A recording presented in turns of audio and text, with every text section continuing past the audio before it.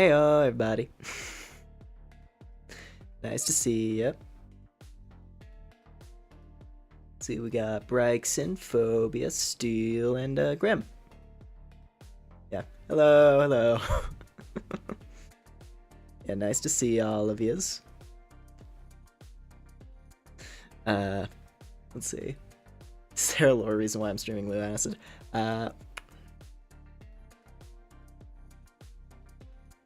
I don't know. I guess the reason I'm streaming Lunacid is because I was playing through it before and I actually want to finish it now because it's been a while. I've been sitting on it for a couple months and I'm like, I wasn't playing it in my own time at all. So I should probably finish it on stream. Like if I had finished my playthrough in my own time, then this wouldn't be happening.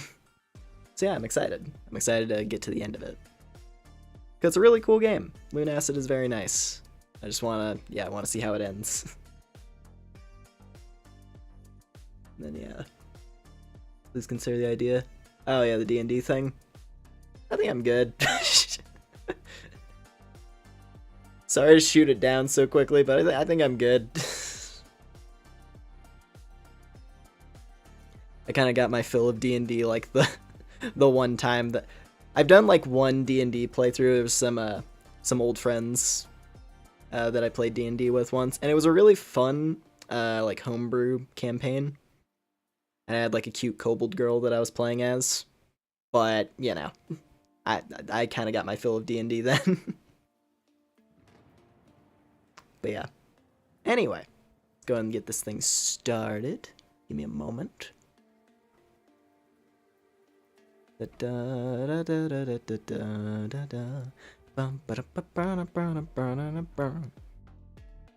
Gosh, not to immediately jump to, you know, like a different thing. But I'm pretty excited for tomorrow night's Power World stream. Because I've been playing the game a bit, and I'm excited to show you all what I did. But for tonight, it's Lunacid time. So, focusing on, you know, the game that's in front of us. Alright, let's get this thing going. Lore! It's lore time. I've been on an acidic moon stream. Ooh!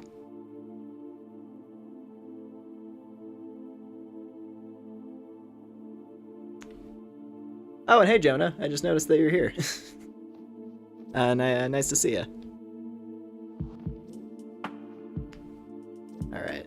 So anyway, yeah, last time we played this, gosh, what were we doing? I think, let me check. Oh, right, yeah, we got to this place. We were going through like this, what was it? We were going through that like sewer level, like the prison sewer level. It looked very Demon Souls. And now, we're at this place, the Forlorn Arena, which I have no idea what this area is gonna be like. Yeah, I mean, like, just looking at, like, the warp list, I think we're close to the end. That's why I put it in the title that we're probably gonna be finishing this tonight. Because there's only one more fast travel location. So, there can't be that much game left, right? Unless this is a trick, and there's gonna be a situation where it's like, hey, there's only one fast travel slot left right here, and then there's gonna be a second page with like another 10 locations, and I'm gonna be like, what? I don't know if that's gonna be what happens. I don't think that's gonna be what happens, but we'll see. Yeah, first thing, which I just thought of, that we're gonna do, we are gonna go on a little side quest to start this off. Where was it?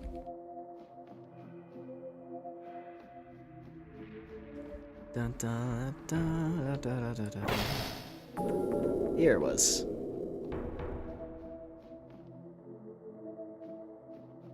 Oh, that's a lot of characters.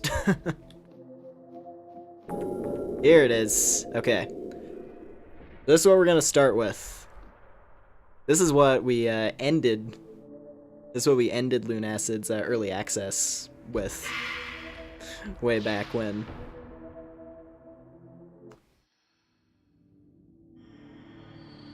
This is where we ended the you know, when I was playing this game originally, like closer to the start of my channel. So I think it's a good thing to start off this stream with. It's going to be interesting.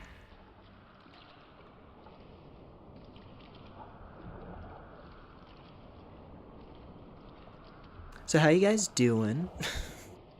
Feeling nice? Feeling ready for an adventure in a big creepy pit? At least 200 hours of a game when you get to the final mission. There's chapter 2. Oh yeah, no, gosh, that's like, what is it?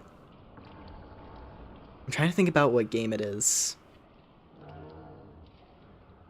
There's a lot of games I've played that are like that, where I'm just like, you know, I'm 100 hours deep, and I'm like, when is the ending?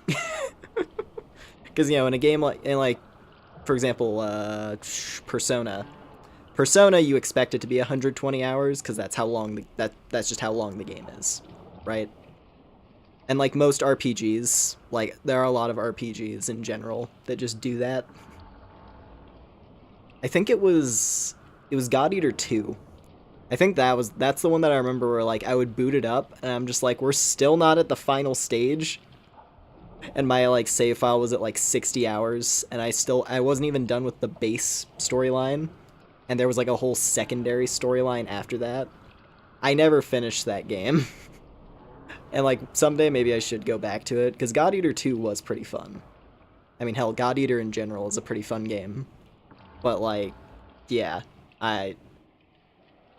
no, it's long. Assassin's Creed Valhalla. Yeah, those modern Assassin's Creed games are insane. They give you like way too much. I don't know. This is why I don't really pay attention to a lot of like super modern releases. Or hell, just AAA releases in general, because they do not respect your time. It's not for me.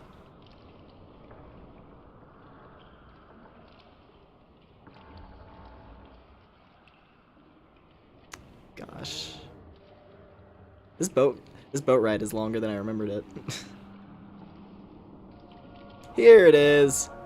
Tower of Abyss.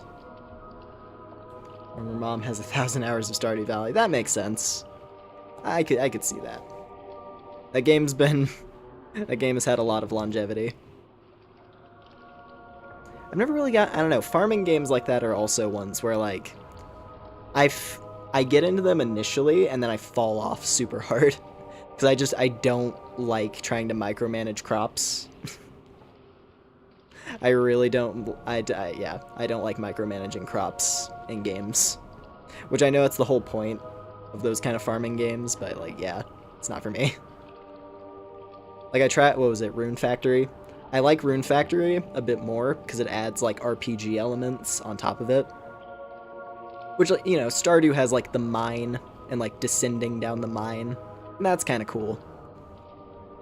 Yeah, like Rune Factory has like a whole like monster catching mini game built into it, where like you can tame monsters and raise them up to work on your farm. It was doing the thing that Palworld was doing before Palworld. Like Palworld is not the first one where you enslave cute monsters and send them to the farm. Yeah. Anyway, I do believe our boat ride has concluded. Thank you for riding with I don't know, Lumen Ferry Services. Alright. Behold the Tower of Abyss, a crumbling 50-floor descent of combat and endurance. At the end lies the legendary Lyrian Sword of Moonlight. I'm excited. This was quite the gauntlet. I remember when I originally played this, so we'll see if it's any different in the final release, like if there's different enemies in it. But yeah, let's do this.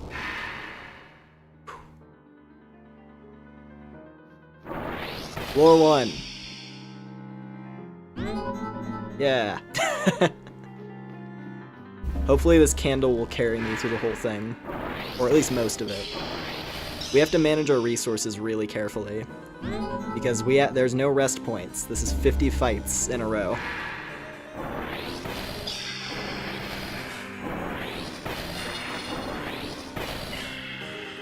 Woo!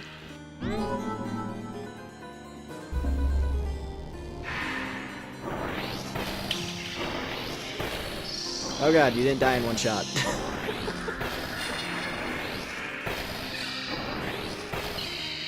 Yeah. Okay.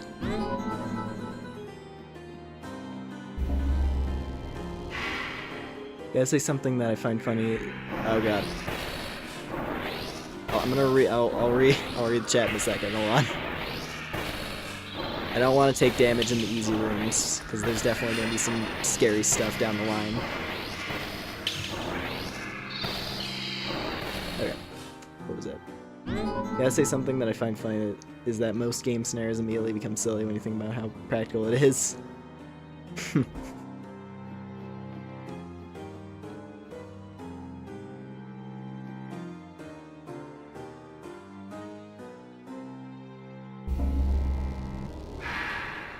Okay, your mom games more than you do. I feel like having a gamer parent is a fun thing. Alright, cool. 10%. We're already 10% deep. Hopefully this will be a really fast run. Oh god, it's this room. It's rat time. Rats and snakes. This was the section that I remember being kind of annoying, because it's really tiny targets. And they're enemies that inflict status conditions super hard. Like snakes poison you, obviously. Which ain't great. They poison you and they move weird.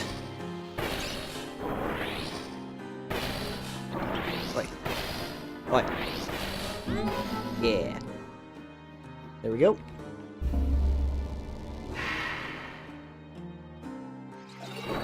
Oh no. Do not touch me, Rat Queen. Don't want it. Oh yeah, the Rat King as well. Well, at the very least, yeah, this thing does an insane amount of damage, so the enemies aren't too scary. Come on. Just awkward to hit.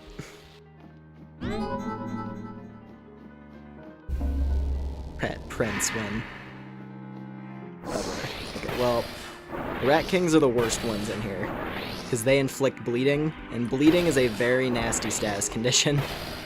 It is just it is rapid life loss, and it does not go away. And all they have to do is walk into you.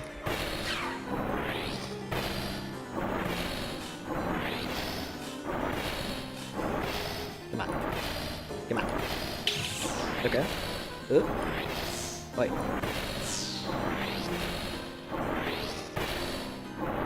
Come on.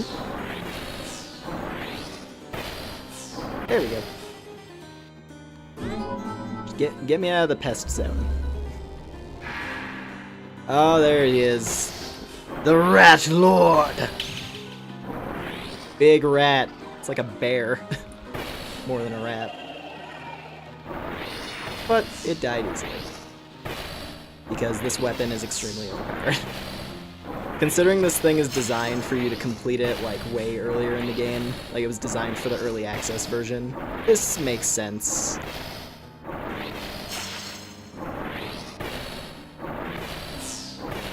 But hey, it's a nice thing for us to, you know, smash through in order to get a really cool item. And then we can play with said item for the rest of the playthrough. Yeah, antidote. Nice.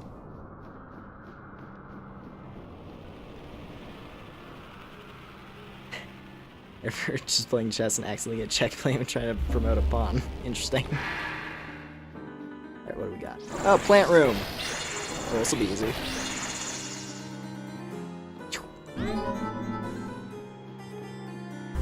Cool.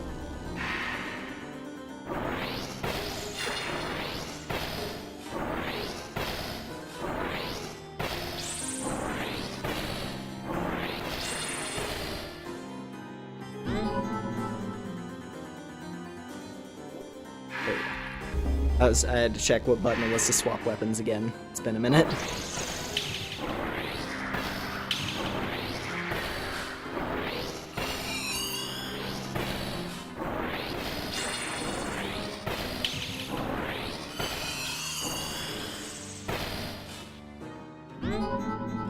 Okay. Boing. Boing. Oh no. The slowness! Don't touch me! Okay. Okay, first bits of damage we've taken so far. Not too bad, though.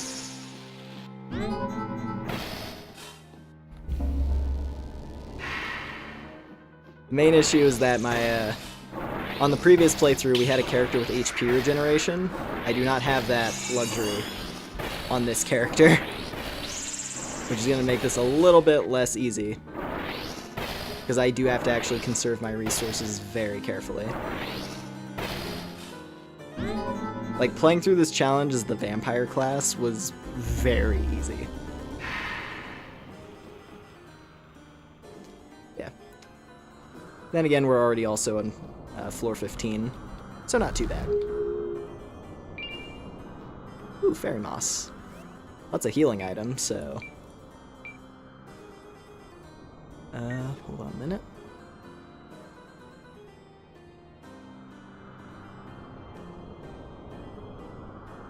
Check this thing.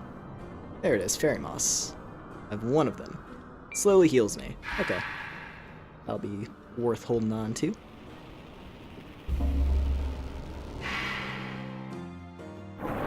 Rattle me bones! We're in the bone zone now. Alright. Not too bad, though.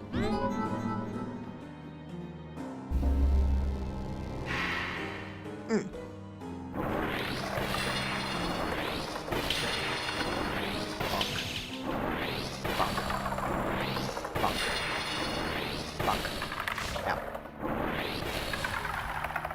Okay.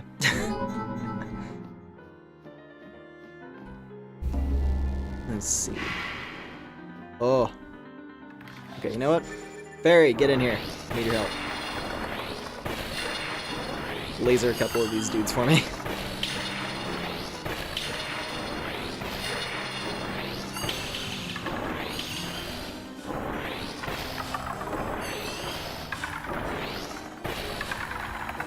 Okay. We're about halfway through already. Not bad.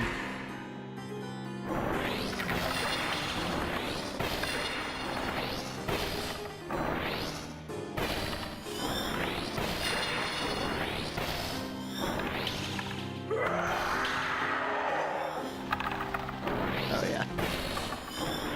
Still doing a lot of damage to the obsidian guy. I thought he had... What was it? I thought he was resistant to fire. But not resistant enough.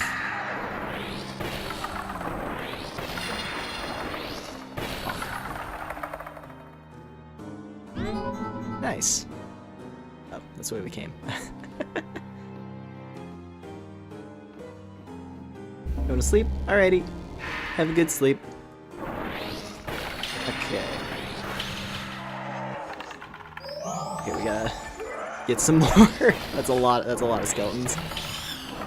That's a lot of scully bones. Oh, and they're really fast. Come on.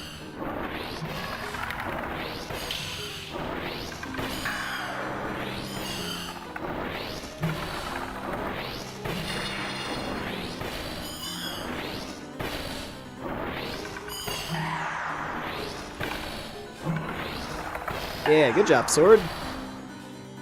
I love the sword.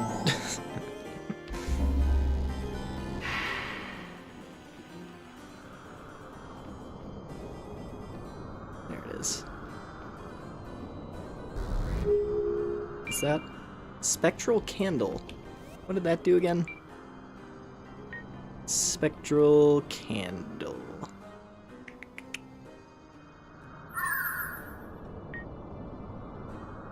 capable of keeping beasts away. Interesting. Don't know how that's gonna work, but interesting.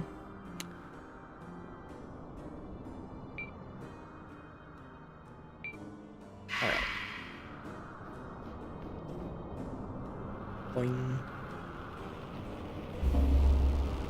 Playing a ranged character in this is so much fun. I'm glad that I gave ranged a shot in this playthrough.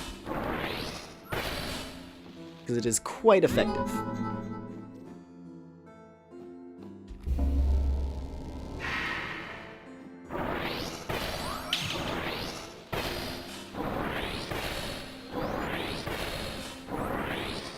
Boing. Come on. Burn! Burn! Burn! That one just kinda sat there.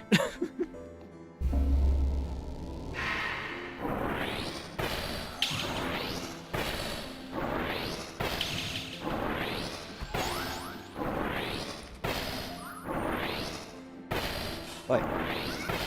There we go. When in doubt, just run straight up to the thing.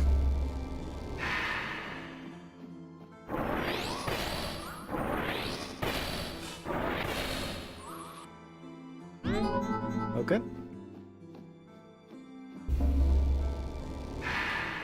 Oh, yeah. The big one.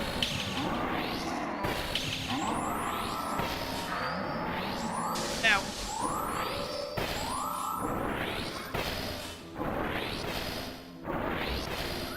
Come here.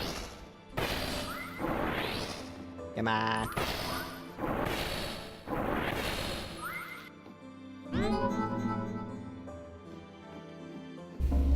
Okay, cool. Halfway mark reached. We're making good time. It's only been a few minutes. And that's a health vial for us to use. Alright. What's next? Dark room. Oh god, with the brains. Right. Well, that ain't great. Alright, I'm gonna need to use the fairy a bunch in here probably to be able to actually see the enemies.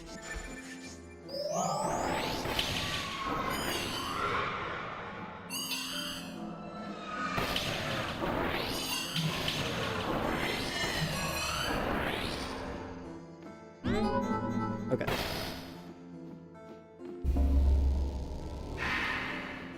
Yeah, this section is a little bit spooky on account of, not being able to see. Or at least not being able to see well.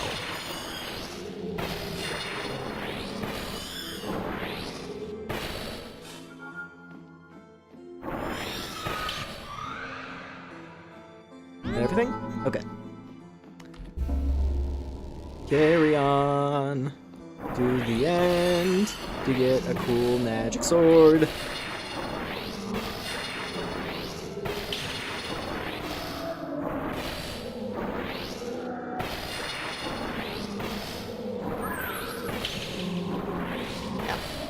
By my ankles.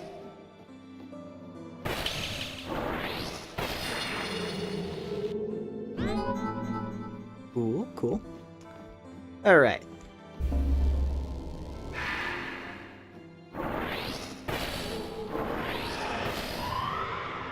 Oh, hi there.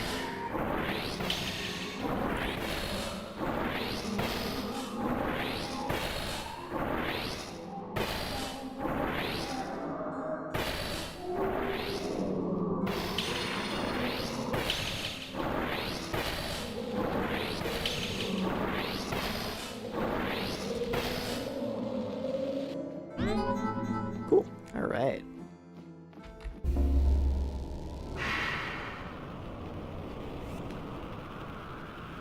Just gonna slide that down a tiny bit. Okay. Just messing with a setting.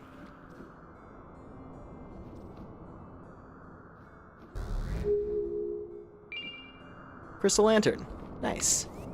What does that do?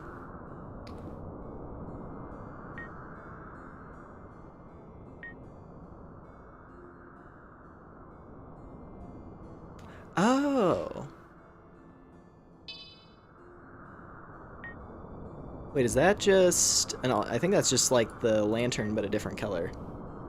Yeah. Yeah, it is.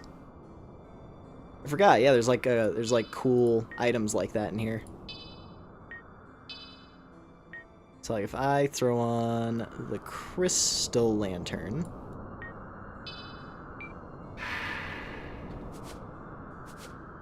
Yeah.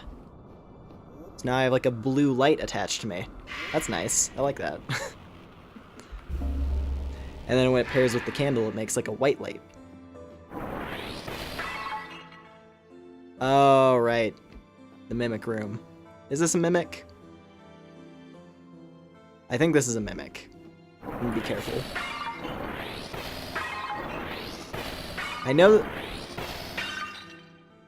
I think there's a mimic somewhere. This seems like the section that would have the mimic. And the mimics in this game are quite freaky. So we're gonna have to be kind of careful.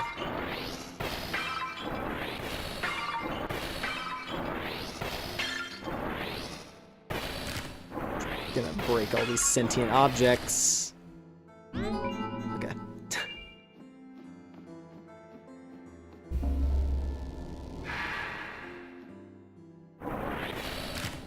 Welcome to sentient object hell.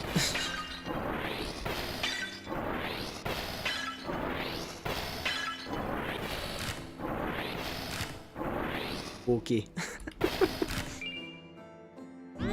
Yeah, I bet. It's gonna get real spooky when we have to fight the freaky looking mimic. Which I know it's probably floor 35. I'm assuming the mimic is on 35. That would just make sense.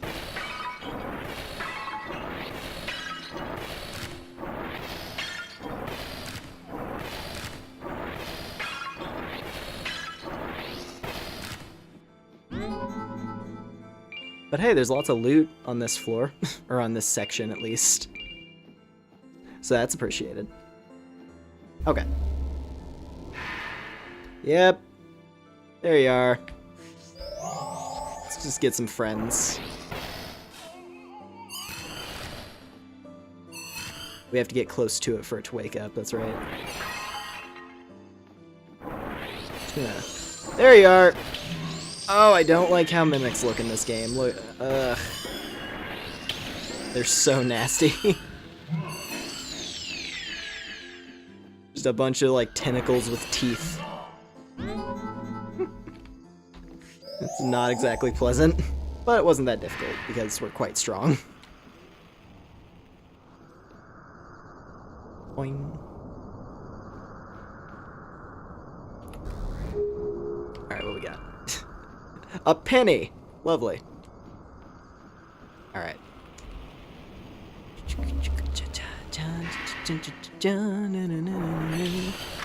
Cursed books. And sludge.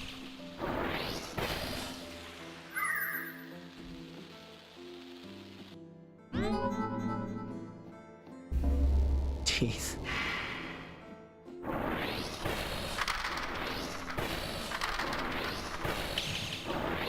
I think, honestly, getting this candle last time we were playing this, getting this candle might be like the best thing that happened to this run. Because this weapon is stupid. It does so much damage.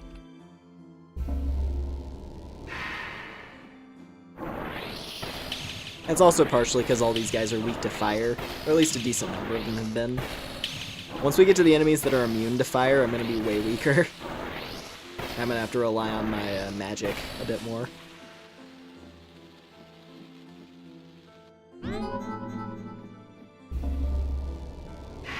Which I think oh, there you are. Oh, right. Well, here's our first trial. The Chimera. Oh, I have to fight him with that much damage. Oh, boy. Big lion. Big lion. Okay, this one's gonna be... Yeah, this is gonna take a minute. Okay, chimeras are immune to fire. Good to know. I guess it's because it's magic, technically. Don't bite me. Don't bite me.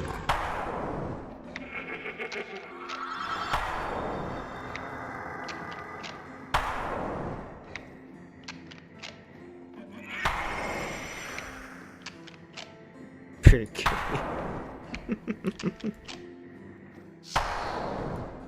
Big kitty, big goat, big snake, big amalgamation. When you really think about it, a chimera is like a walking party. Oh, you... That was cheap. He got me stuck in the door frame. He, like, rammed me into the door.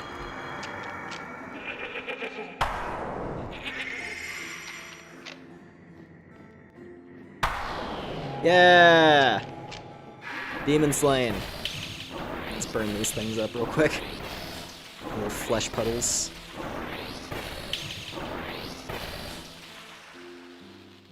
Didn't know there was guns. Yeah, there's this musket.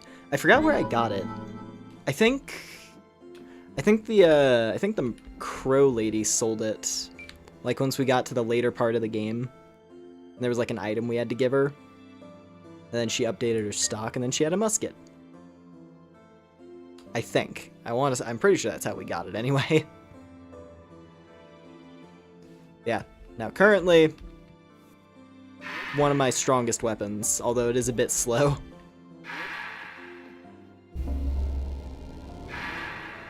Oh god, now we gotta do now we have to do a bigger chimera.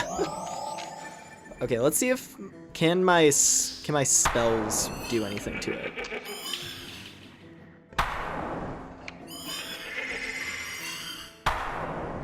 Jeez.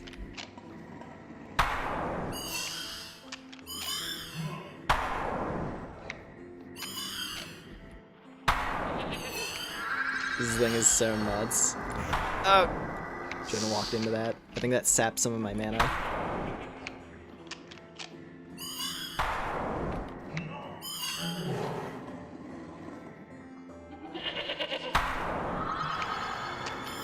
Oh? Oh, wow. Oh, the sword just tore him up. Jeez. The sword just annihilated him. That was awesome.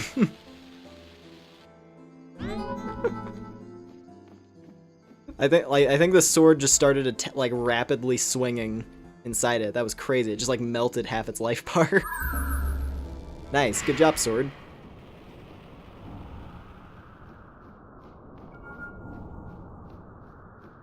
Being a goat and chimera must suck. Yeah, that's probably the worst part for sure. Because the lion, at least you have like most of the control over the movement, and then you know the snake just gets to hang out, and he can like look around and stuff because he's a snake, of course. The goat's just kind of stuck like sitting up top, occasionally like swinging his head around.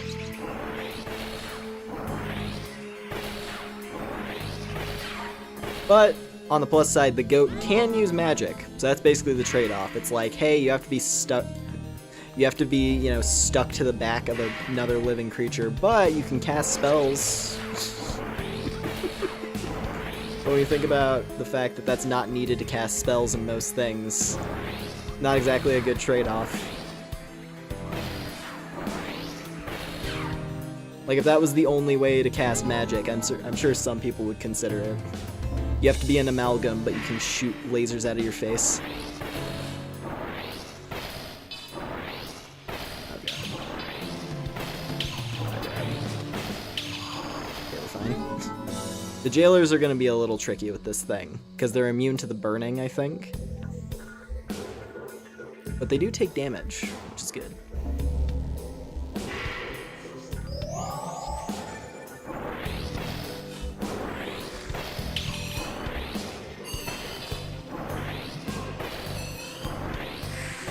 Oh no.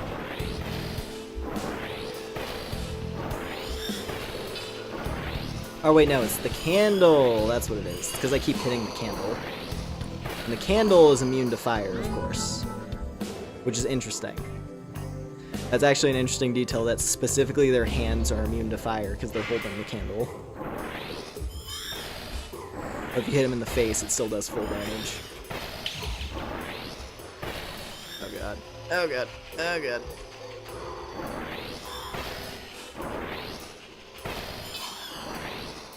The slug jailer. Yeah, he is right. He is like riding around on a slug. That's interesting. these.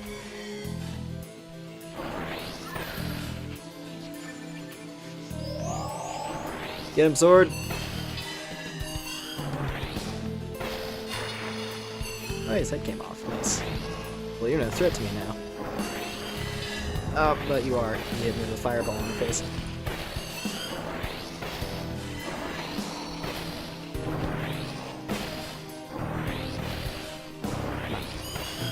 Come on. Yeah. Nice. Whew.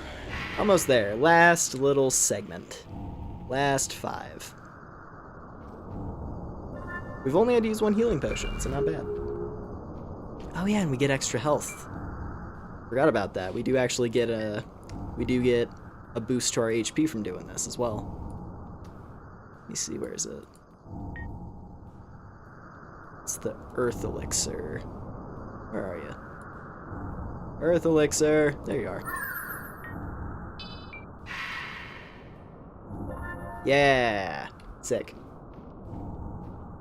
Thought that boss was in a wheelchair. I mean, he was being piloted. I mean, he was riding around on a slug, so kinda. Oh god. Okay, the final section. Oh right, this is the mausoleum section. Yeah. Yeah, I remember what the final room had. I had to think about it for a bit. It's like, oh right. Oh god. I have to fight these things in here in the dark. That's not good. The blah blah. I can't even see them. Yeah, no, we need to let the fairies go crazy on this guy. It's the only way. Fighting this thing in the dark sucks. Whew. Okay, that went well.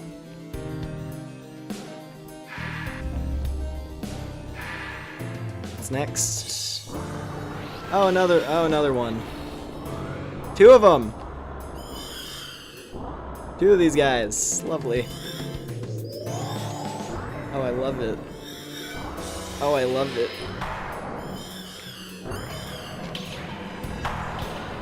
The main thing that sucks about this is the one enemy that sucks to fight with range, I feel. Because the best ranged attacks in the game are fire-based and these guys are immune. And they have a really tiny weak point to hit with a gun. We done? Okay, we made it.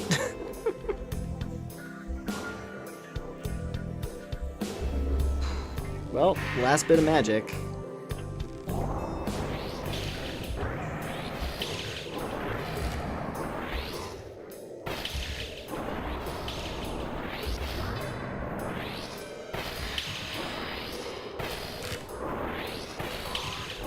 Yeah, save the worst ones for last, I see.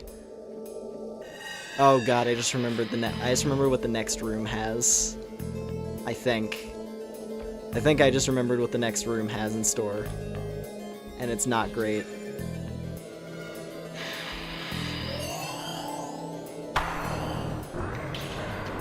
I may actually want to swap around my gear just for the next room.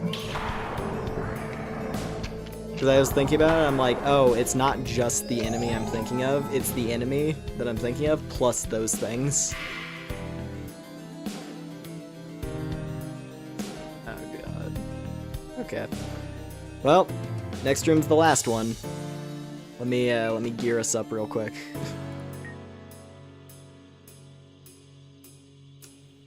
Let's see. Do I have anything that can crush this as just like a reliable alternate option? Not really, because all of the... Actually, you know what? Maybe instead of the musket, because the musket has a lot of power, but the problem is it's slow. So maybe I should swap to the bow for this section, just to have a physical weapon ready that's easy and reliable. How many is the crossbow better?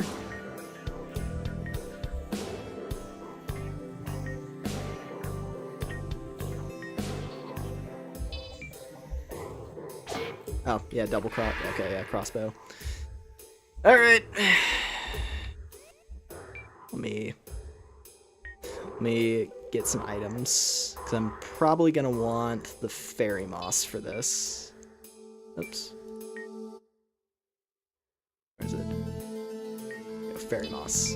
Okay. I'm going to use this the second I walk in, and we're just gonna, I'm going to like spam all of my spells, and we're going to hope for the best.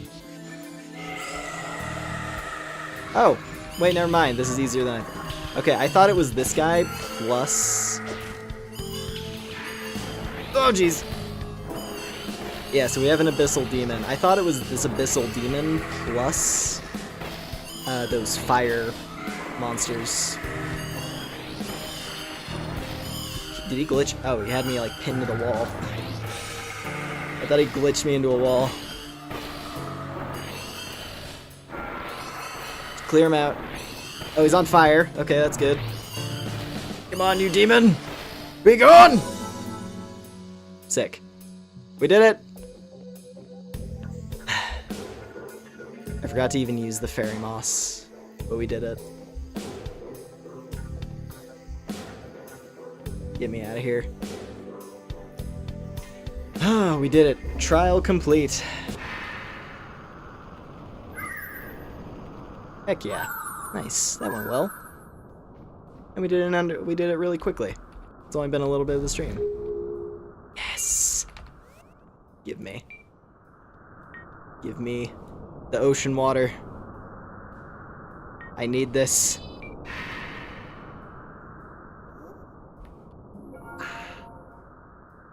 Nice. Very, very nice. Double crossbow doesn't mean dual crossbow. If it was dual crossbows, that would honestly make the weapon a lot more appealing. Although I guess that would the problem is, I'm pretty sure the character in this game is one-handed. Like, that's a whole thing in the design. Because your hand gets cut off at the start of the game. That's why, that's why you use every single weapon one-handed. Even the giant weapons, like, you always one-hand greatswords, which is why they're so slow. Or I have to one-hand a musket. I'm pretty sure that's the idea. Anyway. But yeah, we have done it.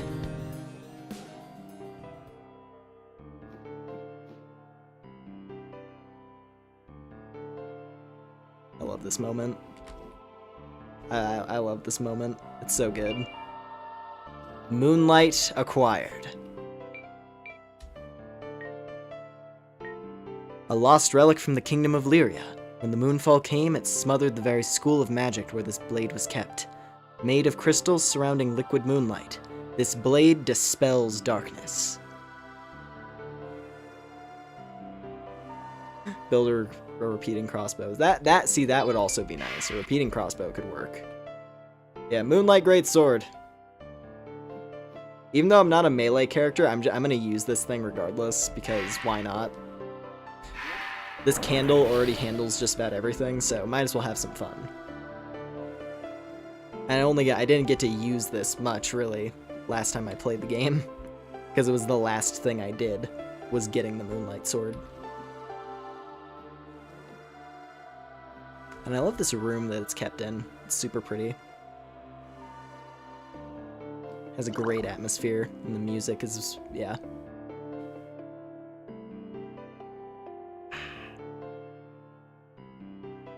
Okay.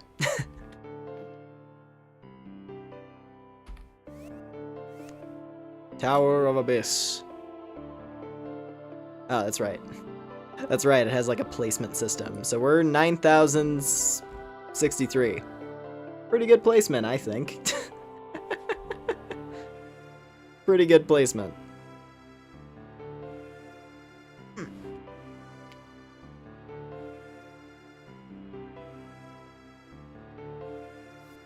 Okay. Well, in that case, I forgot if there's a way to leave here, like, normally. Because, yeah, you can't go out through that door. So was there like a crystal shard somewhere in this room? I have crystal shards I can use, but, like, you know, if there's an extra one I can pick up. But I don't think there is. So, let's just do that. Oh man, so excited to play with this thing. It looks so pretty. I can shoot magic lasers because, of course, it's the Moonlight Greatsword. So, of course,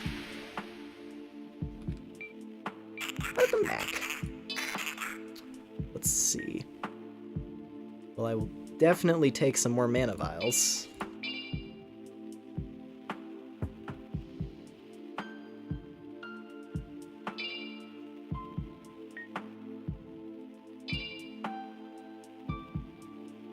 Make sure we're topped off again, because I used up all of them.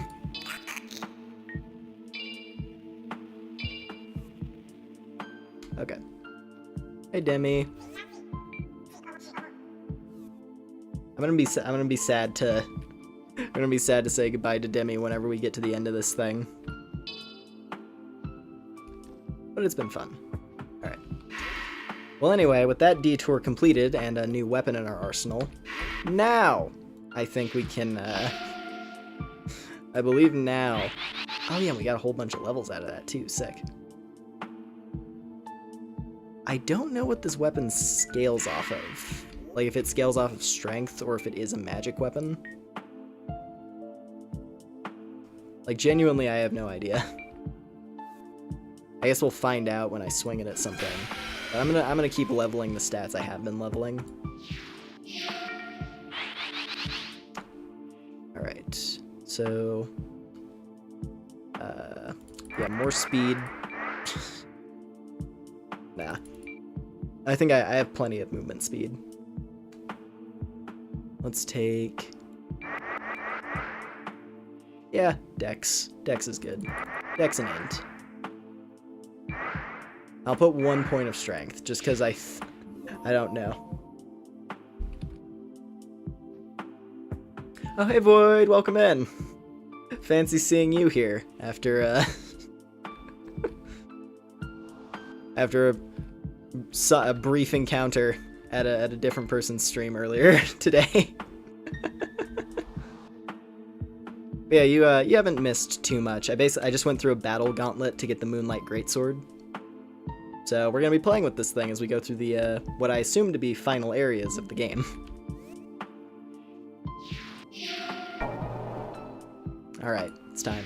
Back to the Forlorn Arena. It's time for action. I'm curious to see what the rest of this game has. And now we can finally see it. What do we got?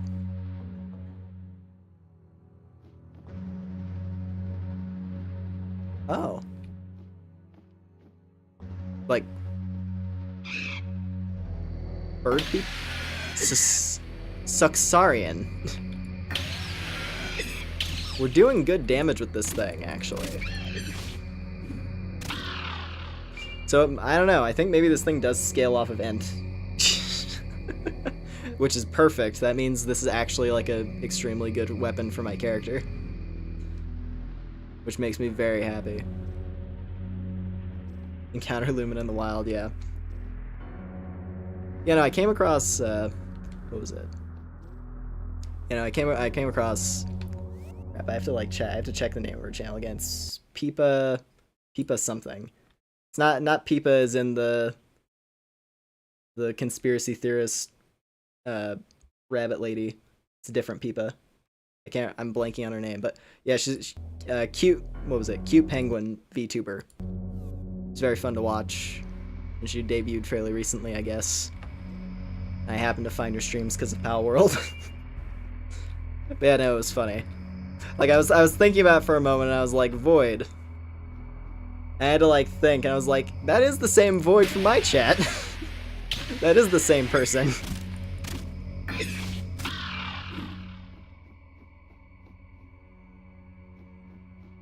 Yeah, no, I didn't really say anything because I was like, you know, it's someone else's stream. I'm not gonna have like that awkward moment of like, oh, I'm another person who just kind of happens to be here. I'm just here to watch. We're here to watch and appreciate the cute penguin VTuber. But yeah, this area is interesting. I don't know what's up with these like lizard bird people. They're strange, but they're kind of cool. The Suxarians. Oh. Well, I like this. It's cool.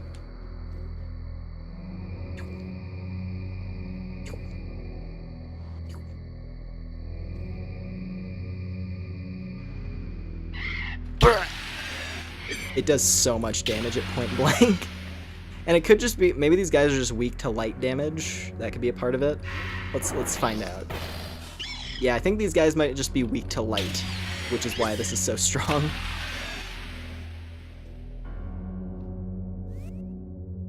Also, one of them dropped their spear. I'm gonna check what that is.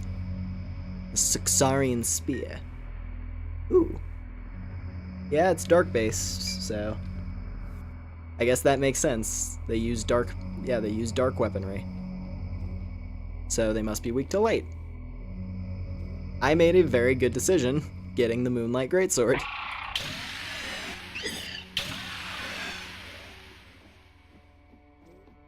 It's so satisfying to swing this thing.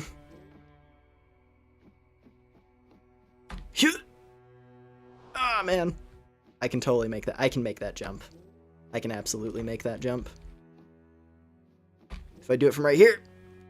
Come on. Yes. I don't know if this is a skip. I hope this is a skip, because that'd be super hype. The Reign of Saint Ishi. Seems like it's just a different part of the zone. Oh, you're alive. Vesta. Well, time to put my fire to good use. Creepy poison mushrooms. Alright.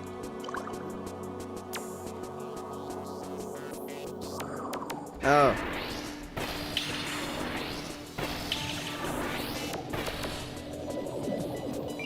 Destroying Angel. I think, yeah, that's like the thing used to make poison stuff.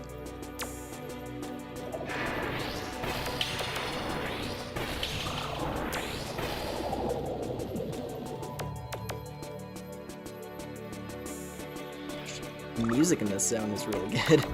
Granted, the music in this entire game is really good, but yeah, this is definitely really interesting. One moment.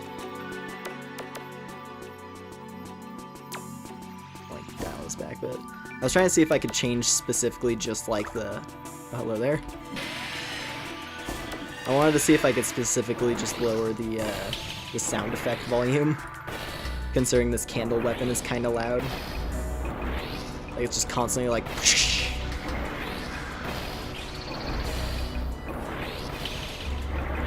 I wanted to like crank the sound effects down and then crank the music up, but I guess that's not an option.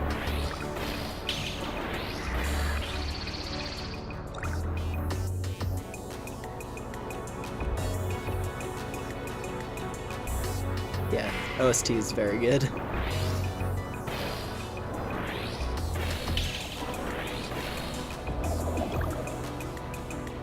I mean, considering this could very well be the final area of the game, depending on how accurate the fast travel list is.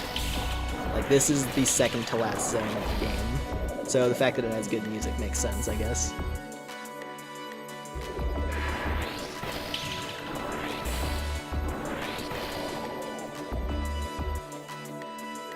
Hello? That is a long drop. I'll circle back around to that, because that looks pretty, looks like a one-way trip. And yeah, this came out Halloween? Halloween 23, I believe, was when the release date was. If I'm remembering right, it came out on Halloween.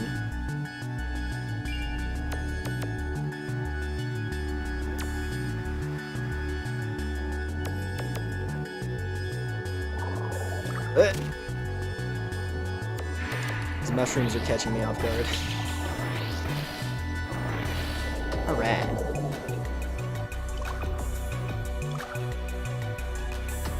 Yeah, no, released in early access back in 2020, I think? I might be wrong. It might have been a little bit later than that, like 21 or 22.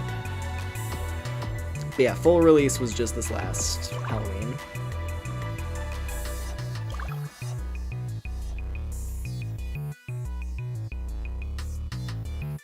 Oh, this is a proper labyrinth that we're dealing with. Okay, I think I circled back around, so... Oh, wait. We didn't get that moss last time, so... Okay, yeah, we definitely circled around. Okay, I think... Oh, jeez.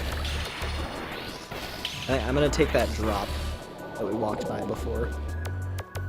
I think that might be progress.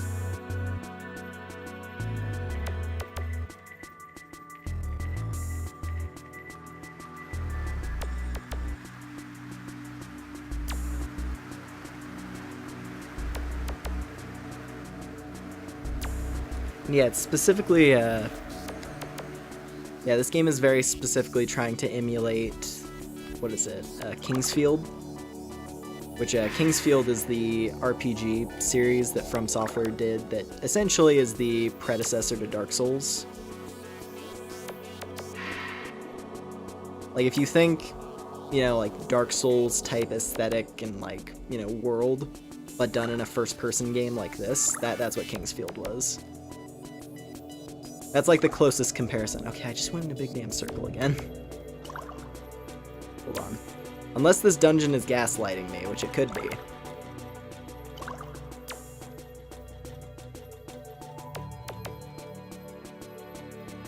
Yeah, we just came full circle. We need to get whatever's in that chest, so let's try this again.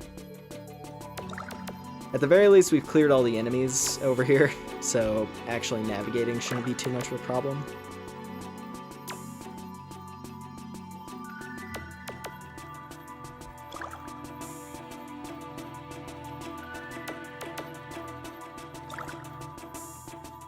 Well, funny you mentioned that, Void, because this is, in fact, the Moonlight Greatsword. And it is, like, the Moonlight Greatsword does... the Moonlight Greatsword does originate in Kingsfield. Like, the reason why it's in all of FromSoft's stuff is because it was in Kingsfield. And it was like, it was like the legendary weapon that, if I'm remembering right, you used it to beat the final boss or something like that. Or like you got it from the final boss in Kingsfield. Or at least in one of the Kingsfield games. But yeah, it originates in Kingsfield. And yeah, that's why it's their mascot weapon, because it's been with them since some of their earliest days. Okay, I'm missing something here. Hold on. I've been like running in circles in this stupid maze. Gotta pay attention to this. Okay. So, go up the stairs. That takes me to this room with the hallway, the grates. And it takes me in here. So if I was to go down this... Oh wait, thing I can read. Let me get out my narration voice. They appear to die when dealt enough blows, but I'm not so sure. There's clearly been a sharing of blood between them and Suxarius, and the unkilling curse.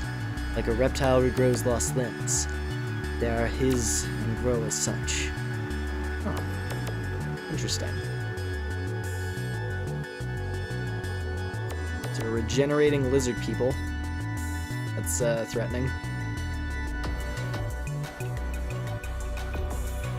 Okay, that's the room that we come from. So what about... Oh yeah, this is the pit. Okay, so we gotta fall down here. Okay, now we are making progress. I think. Yes, we are. New enemies. Or, well, just enemies. Oh, you're different. Series. lot of plant enemies in this side of the place.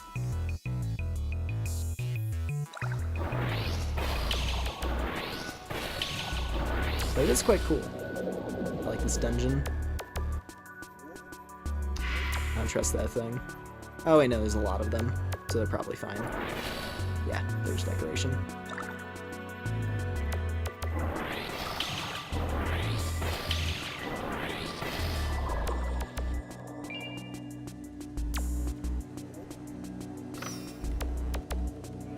Okay, I was right to not trust all of those things.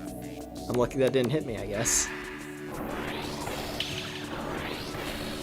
I was like wondering, when is one of these weird statue guys gonna jump off the wall and attack me?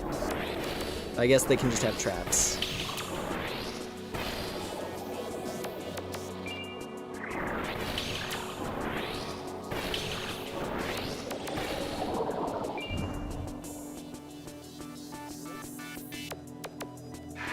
And keep the candle. Seems to be the better weapon for this area.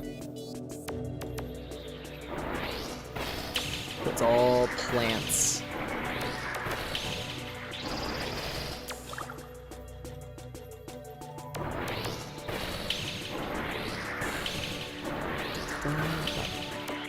Yeah.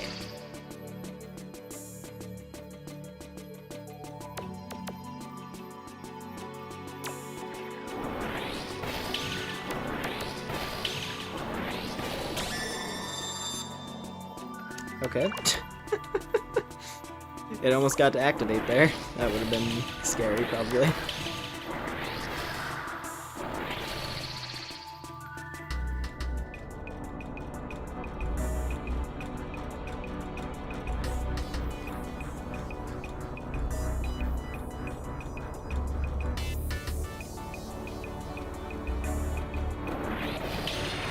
Oh, we're getting close.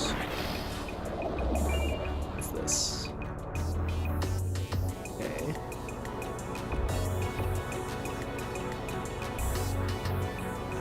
I'm gonna assume that the gimmick with this area is that I have to complete, like, each side of it, essentially. Because we briefly, like, towed our way into the orange zone, and this is, like, the blue zone. So, yeah. Probably have to collect some treasures around this arena in order to progress forward. Yeah, exactly. And we get the water talisman. Perfect. So that is how it's gonna work. So water talisman. Broken piece of a magical item. As a river of death washed through the arena, it slowly eroded, and soon nothing remained save those who could not die, or those that thrive from death. Interesting. Cool. Alright, brush that out. Back to the arena. And so with returning to the arena, the vibes fade. That's fine. Nothing around. Let's see what this has to say. This place, a palace of turmoil. I came seeking the great cursed knight, but I simply may not have what it takes. Or I simply have too much humanity in me. To think these abominations were all once knights. Huh.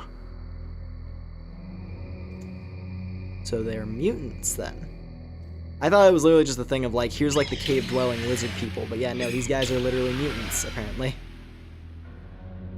Very freaky looking, too.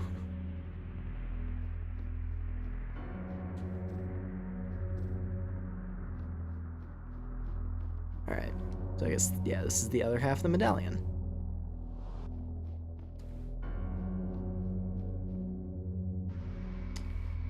Since that's clearly progress, I'm gonna tow my way around the arena a bit more.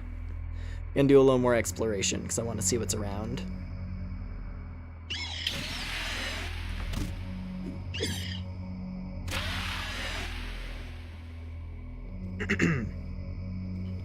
Oh, hey, Skelly Man.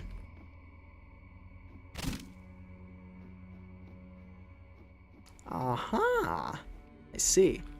Sealed. So yeah, I gotta get those talismans. Makes sense. Makes sense.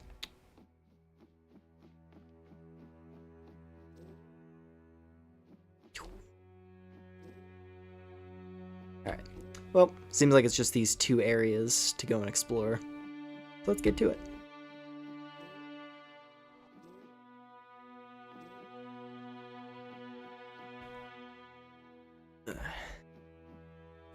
Ooh. Big tower over there.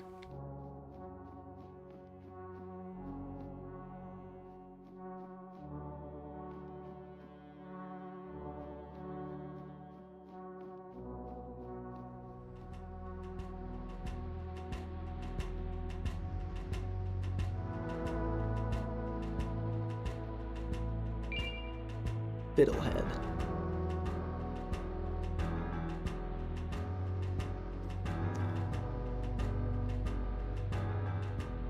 Song's pretty cool in here. I like the song in the water area more, but this is still pretty cool.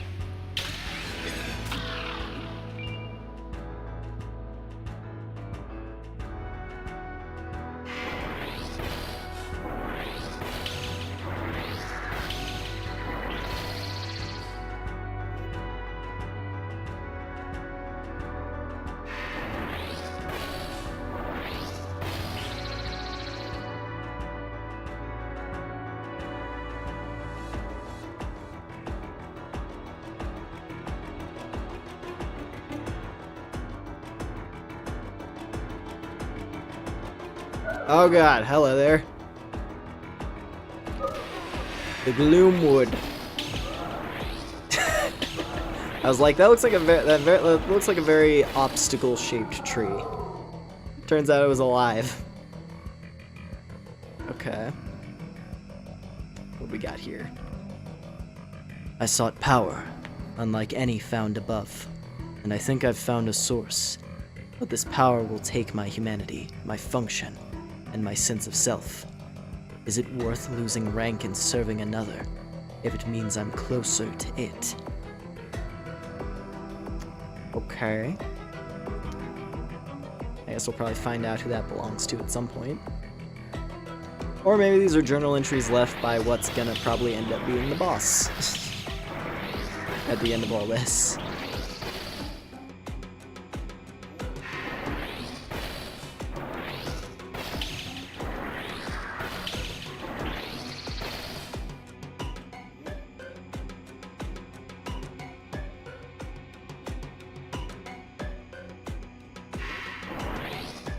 Bleh. Bleh. Bleh. Bleh. Hello, tree. Blah. Eat my fireballs.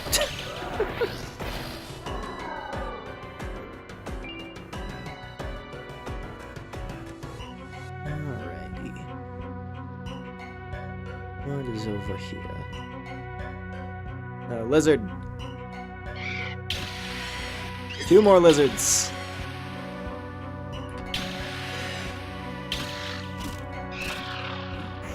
Ow. Hey. His hitbox was active after he died. That was mean.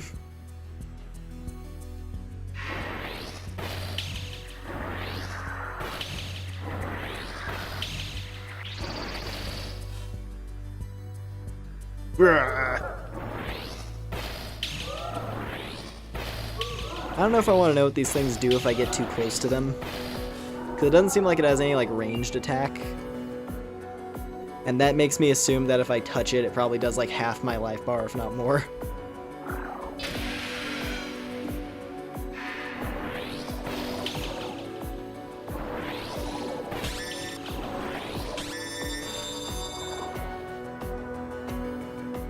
Okay. Gonna just keep killing those things quickly as much as I can. Do not want to get lasered.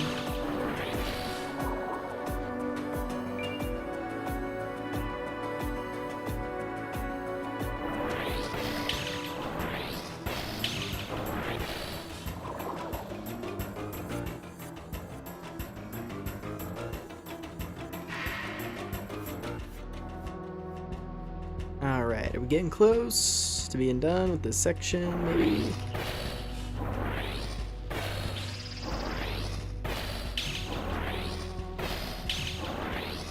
One of these Doomwoods is gonna like start walking at some point, and I'm gonna be like, it's gonna freak me out. It's gonna like pick itself up by the roots and just charge at me.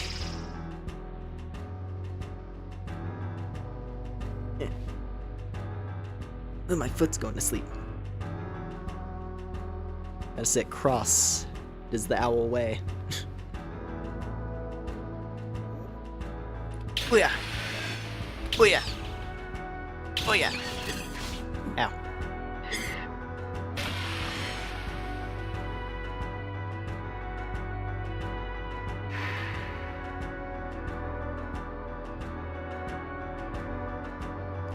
Yeah, this section is another maze.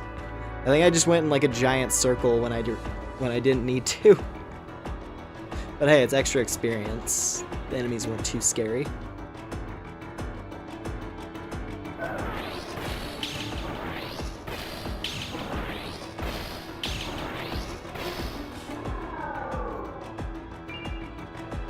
Ah, perfect.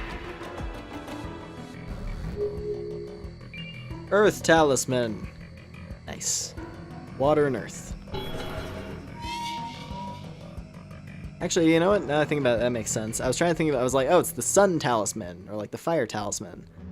But considering the whole thing with the game is you have like the ocean and the earth are the two forces. And like earth is life force and then the ocean is magic. So I guess that makes sense. Alright. Gonna do a save real quick. And then we're gonna go ahead and push through the barrier, I assume. Yeah, 5 more levels, nice. To 77, jeez. Alright. I'm gonna keep cranking my int a bit. Since I'm pretty sure that's helping boost the damage of my sword. I assume. Strength as well, possibly. And Dex for the candle. Sick. Night of the Moon, level 75. Just got an achievement for that. Nice.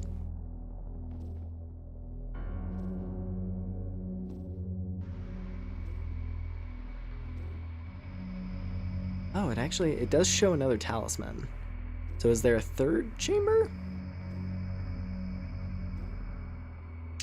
Oh, nope. Okay, yeah, it was just that. Perfect. Okay, let's move on. What do we got?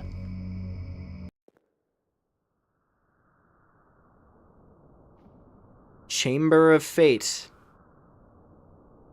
Well, that sounds pretty final. Alright.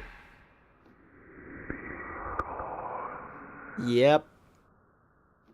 Oh, you're gonna get all up in my ears, aren't you? But what if I don't want to leave, though? What if I don't want to be gone? Oh, I like how this voice is done. It's really creepy.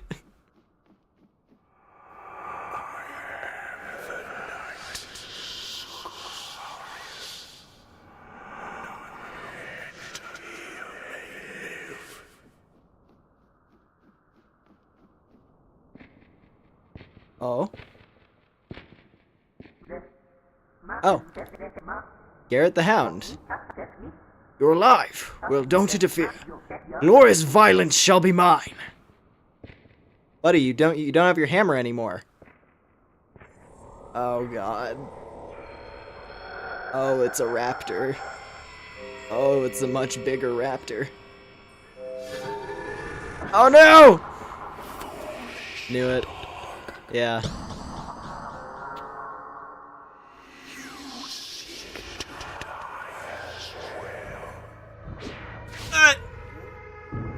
Cursed Knight Suxarius.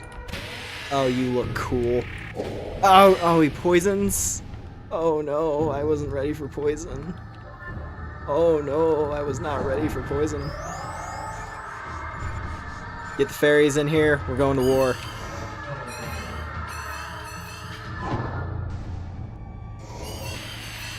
Oh, this is a much cooler looking boss fight than the first one.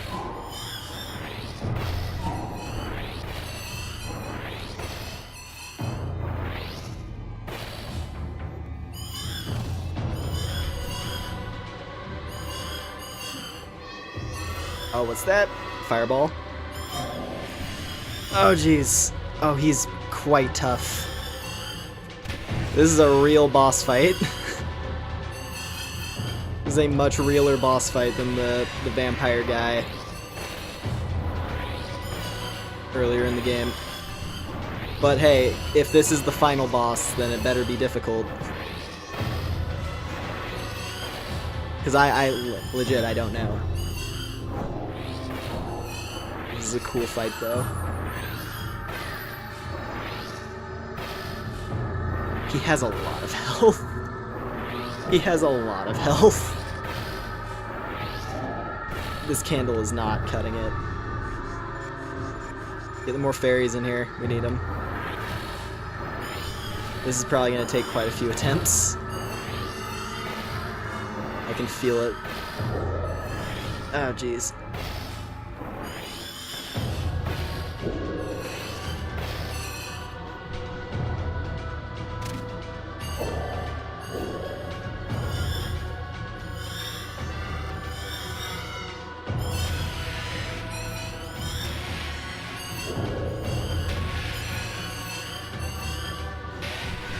Ow.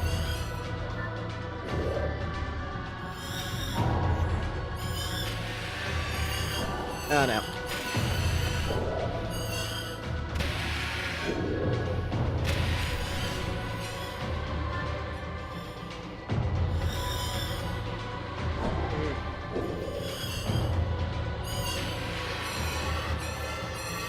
I mean, point blank shots from the sword definitely seem to be doing the most here, but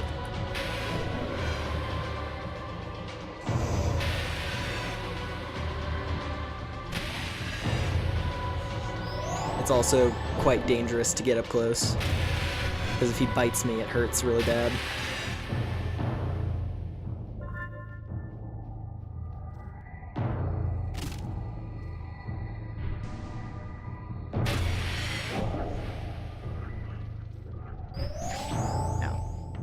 Okay.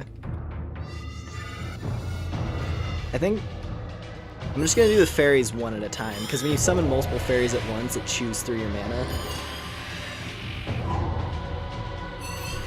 Ow.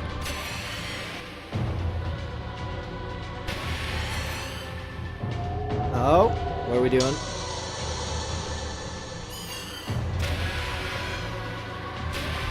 Ow.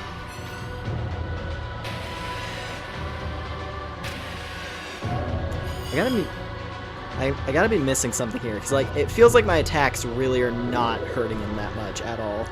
Like, do I have to hit him in the back? Is that the trick?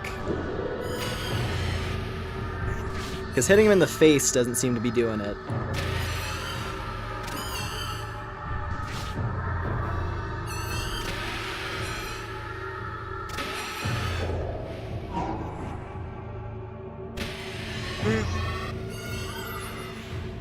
Oh, welcome back, Jonah. Oh, he can slow me. Piss off. I can be inflicted with slowness during this. This feels very, like, difficulty-wise, this feels very final boss, because, like, it's a lot of health. And he has all these, like, powers. I'm gonna guess maybe I have to be hitting him in the back. It's gotta be something like that. Or maybe he has, like, he must have, like, a very specific weakness that I'm not taking advantage of. I don't know, maybe we can just beat him by, like, face tanking this and then just, like, swinging till he dies. Because, like, we're a quarter of the way there.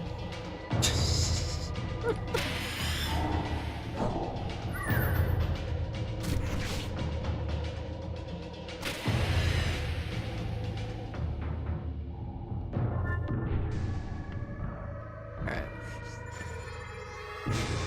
Oh no. Oh jeez. Oh god, oh jeez.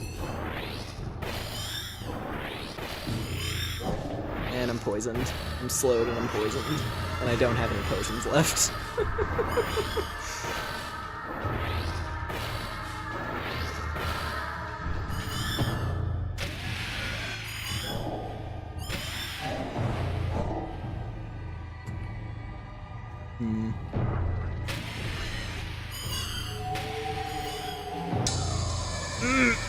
Okay.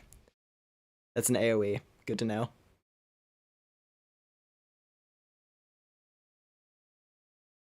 Oh?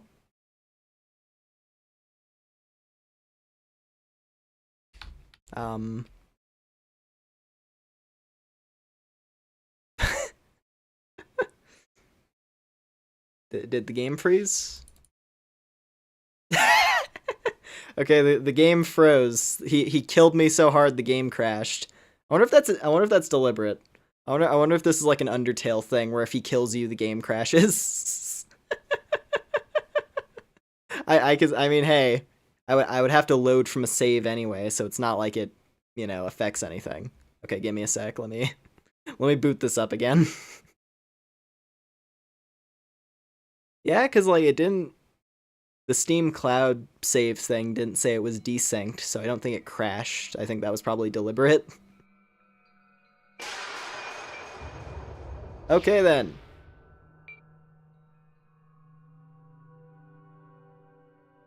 I think I don't know what the deal is with that fight. So the thing is, the first boss fight was also quite tough. So now I'm kind of wondering if there's like an item or something that might be the trick to weakening him. Or if there's like a spell I can use. The Ice Sword, considering it consumes a lot of magic, it might not be best for this. What would be... Okay, what would make sense?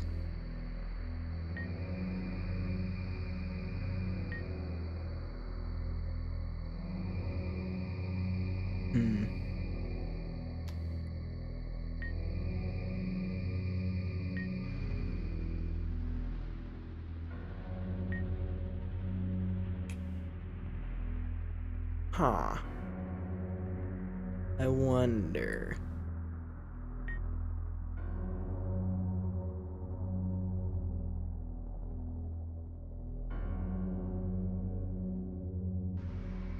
I'm gonna explore a little bit, just in case there might be like an item I missed here, maybe a weapon that might be more effective.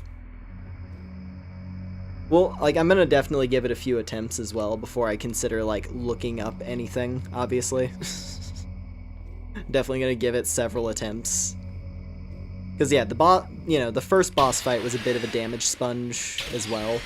So, it could just be the case that he is a damage sponge, and we're just gonna have to deal with that. I'm just gonna have to be careful. Or, you know, buy more healing items to make sure I have enough to get through the whole fight. Definitely, actually, you know what? I'm going to do that now, for sure. I'm definitely, because I have lots of coins, so I might as well stock up. And I mean, yeah, that can't be the final boss, because there's still one more zone, it says. So he's dead. I don't think that's the final boss, but I could be wrong. We'll see. All right. Demi, I need a hug. I got beaten up by a big scary lizard.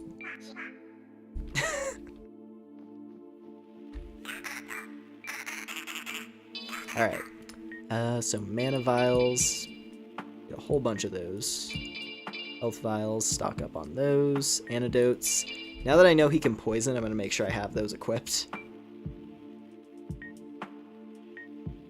There we go. Crystal shards. Check some of this stuff.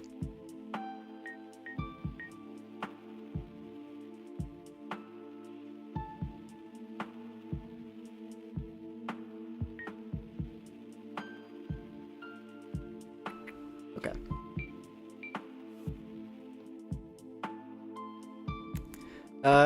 Skeleton Man, do you have anything to say that might be helpful here?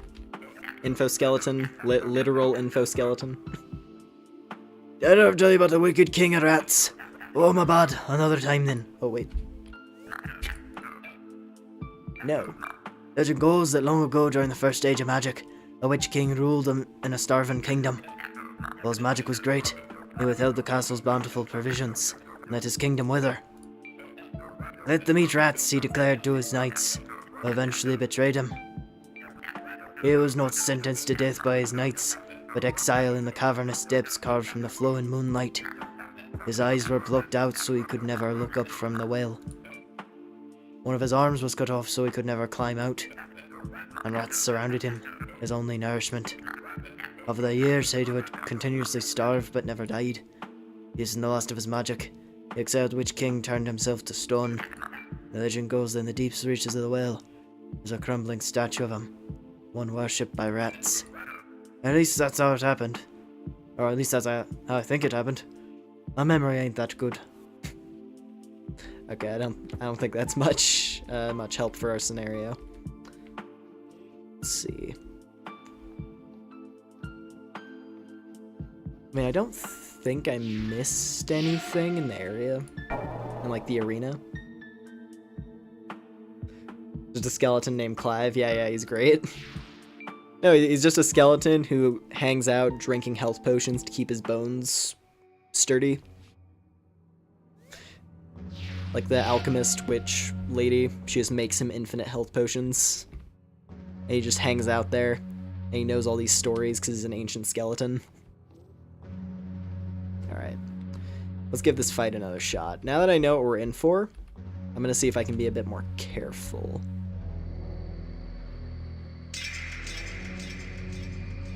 Actually, okay, one thing.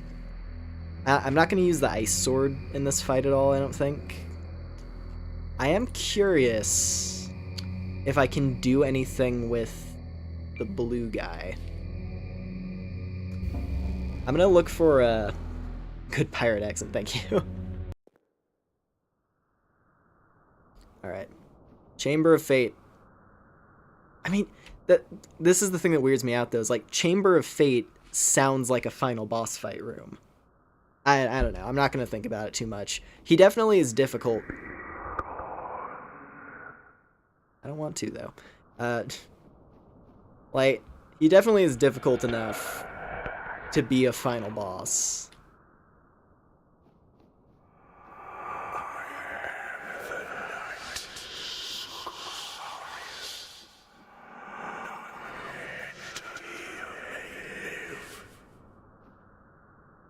Alright.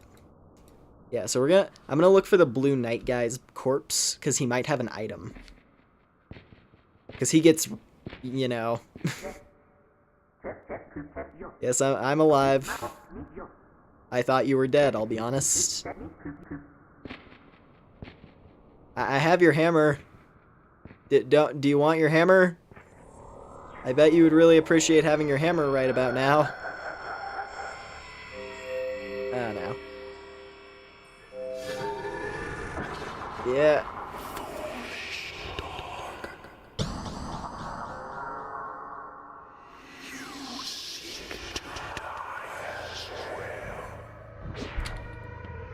Okay, where's his corpse? Is it around anywhere? Is his corpse anywhere? I don't think his corpse is anywhere. Because it went flying off in this direction and I'm not seeing it, so...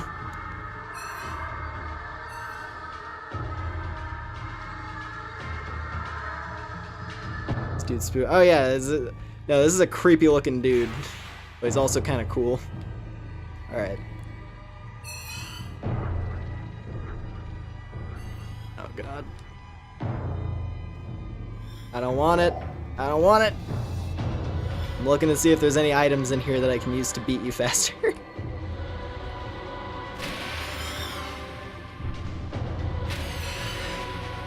I don't know, maybe it is just a matter like I have to hit his like weak points. And I have to like change my location. Maybe I do have to like change the part of his body that I'm attacking.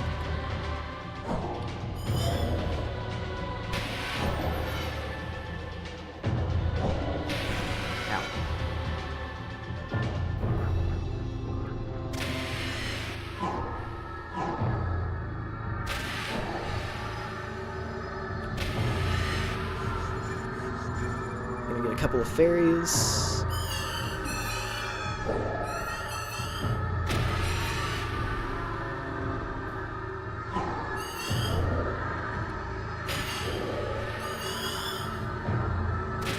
Or maybe I do just have to keep hitting his head until it falls off.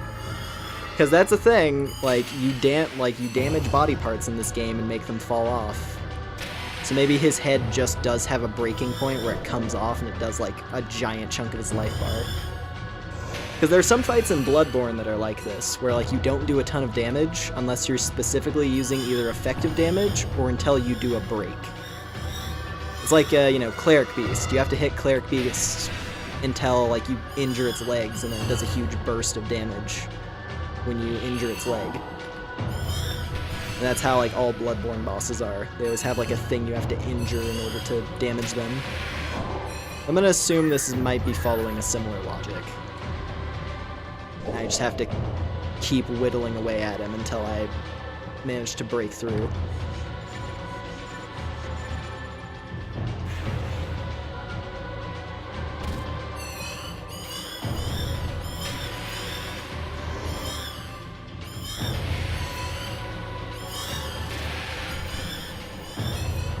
Because yeah, I mean, we're peeling away at the skin on his face, slowly but surely.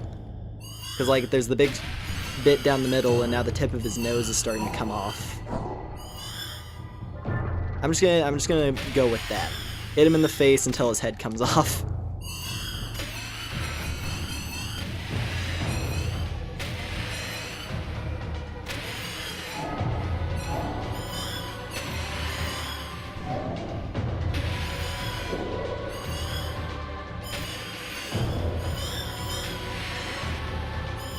Yeah, and there's like flesh. Oh yeah, look, more of the skin's coming off. That's absolutely it. We have to hit him in the face till his head comes off, and then he dies. His health bar is a fake health bar. Like the health bar is a distraction. That's absolutely what this fight is. Health bar is a distraction. Hit him in the face until his head comes off.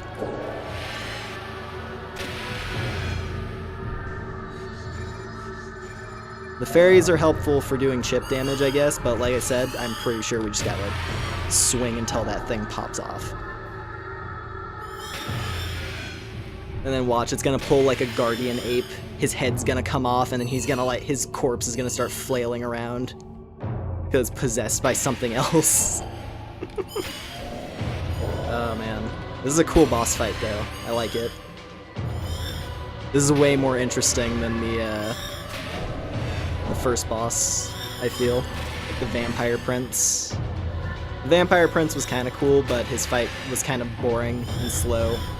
This one's actually a little bit tricky.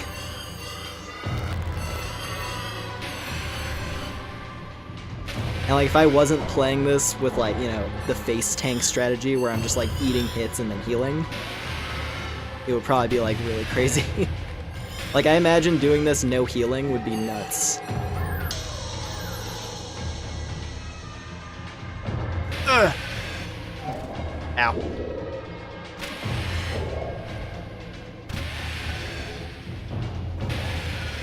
And yeah, I think him doing that giant AoE might actually be, I think it is actually a phase 2, because the music sounds a little different now.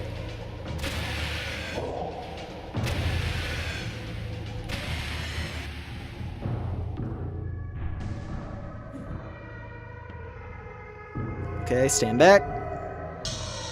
Fine. Oh no. I'm getting greedy.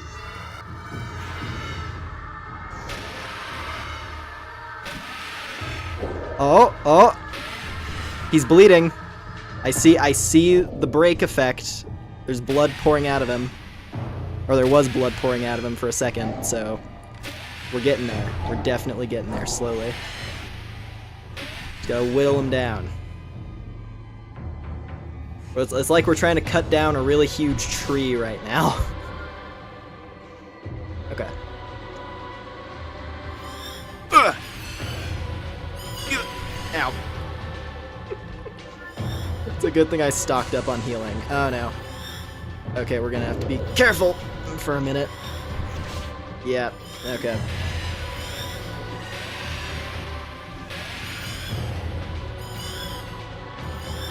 Okay, we're fine.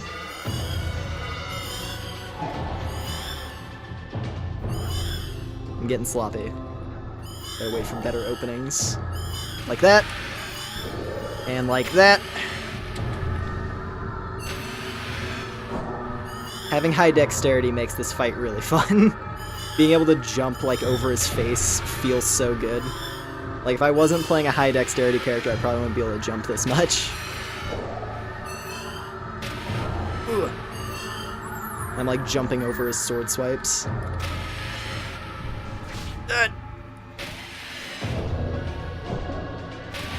Come on. Come on, give me your head. Give me that skull. I want to mount it as a trophy back in the hub. Big freaky lizard. You bit my friend in half. Although I was kind of resigned to him already being dead, but it still isn't cool that you killed him for real. When I found his hammer, I thought that dude was gone, but hey, at least now I have a target for vengeance, right?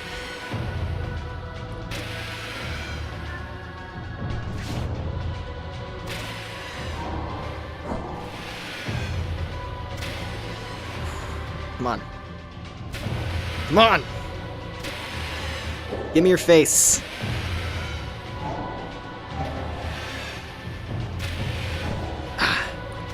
Poisoned. It's fine. Now that, like, having the antidotes actually equipped, poison's not really an issue.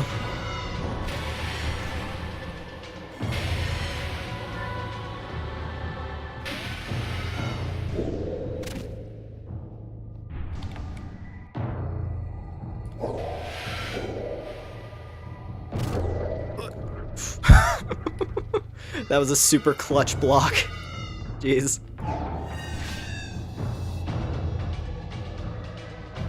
Okay. Ow.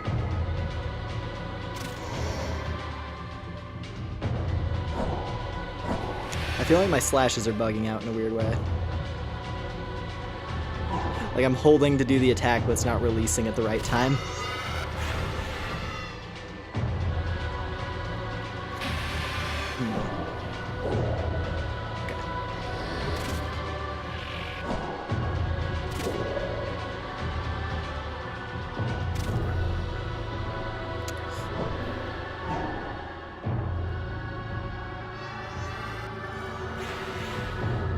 Get another fairy out. Maybe a couple more fairies out.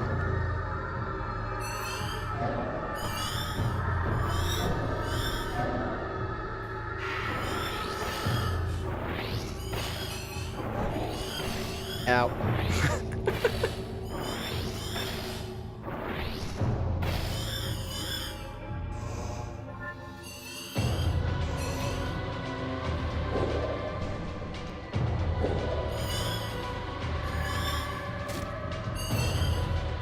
Yeah, for some reason it's not letting me do the projectile anymore. At least I don't think.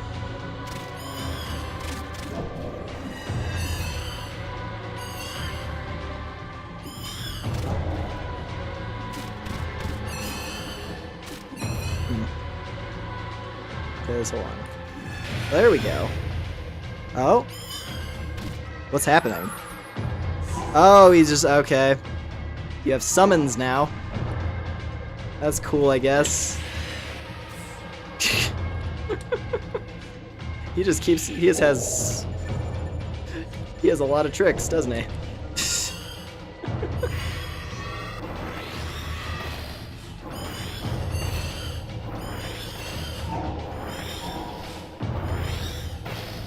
I want to see if I can set him on fire. If I can set him on fire, that might help a bit.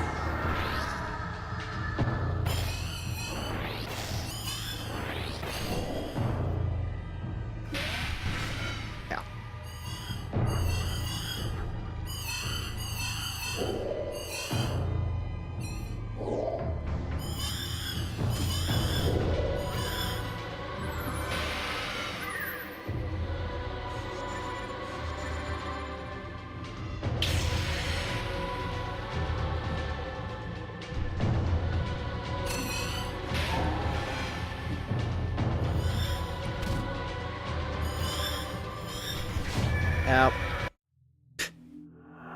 Oh! Okay, so it is a game over. So I guess maybe it just crashed when it was trying to do the game over for. Damn. Okay. I wonder, is there a trick to this fight? Because his head was definitely getting damaged, but it definitely wasn't coming off. Huh.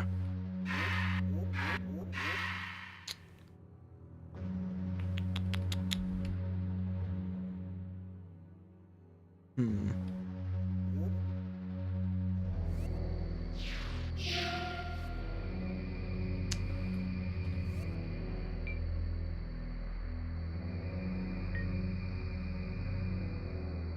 It's like I almost want to look it up just to know if there's like a spell that's particularly good against him, but I don't know.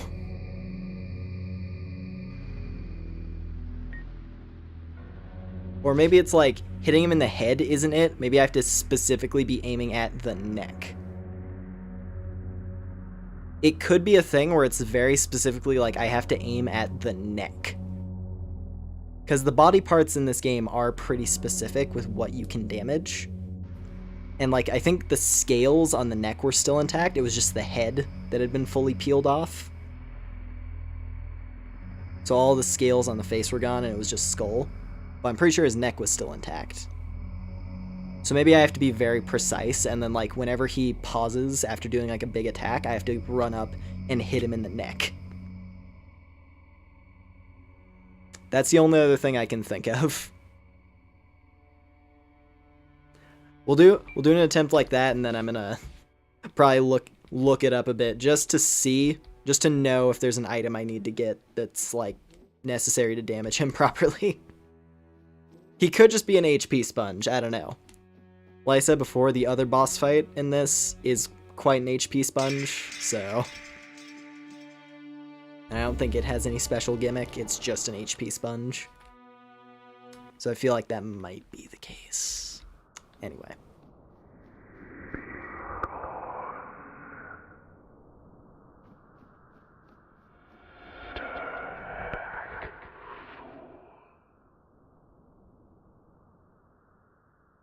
It was kind of weird though, like my sword charge was getting kind of like screwy toward the later part of that. Where like I would like go to do a fully charged swing and then it wouldn't go through. And like the charge would persist, I don't know. I don't know if that was like just controller failure or if it was actually like an issue. Like if me moving around and like holding directions plus doing the attack was like causing something to freak out, I don't know. But, like I have to do that in order to do the fight.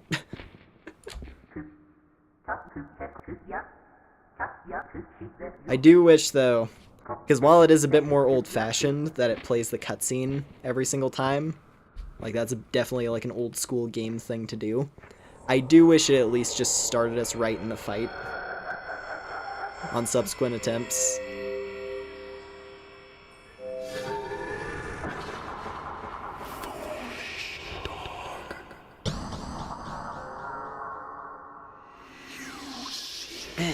Okay.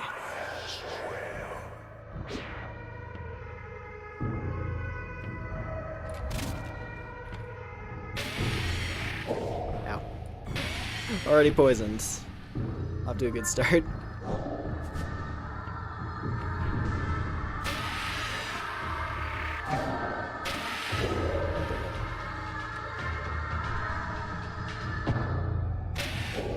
Ow.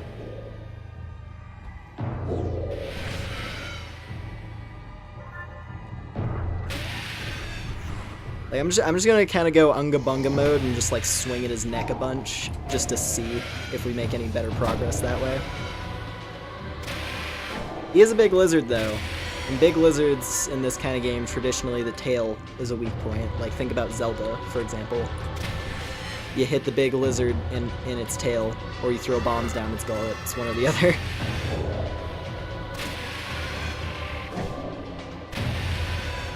So head damage.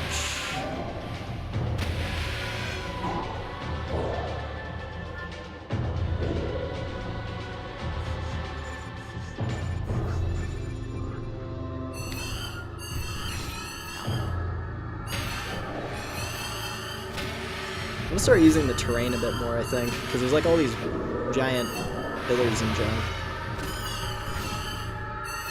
I think he's just gonna do his vertical swing to get through me whenever I try that.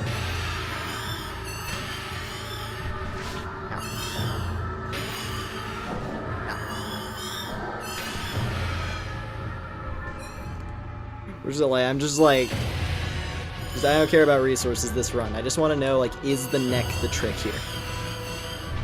That's all I want to know. It doesn't seem like his neck is taking any particular damage, it's just the face. And I mean, the fact that the face does get damaged makes me think, like, that's where I'm supposed to be swinging.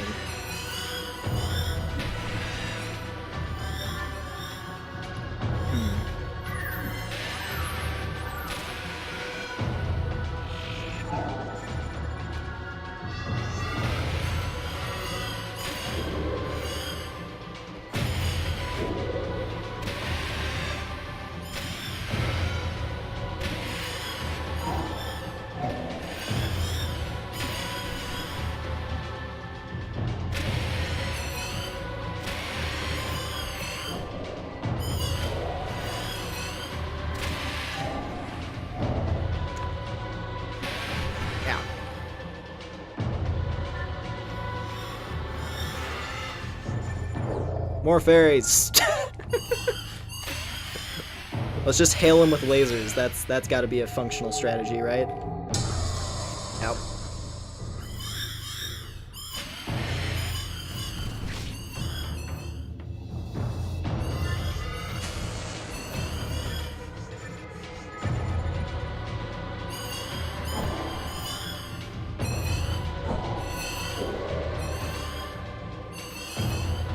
So, I mean, the fairies are whittling him down slowly. It's not ineffective, right?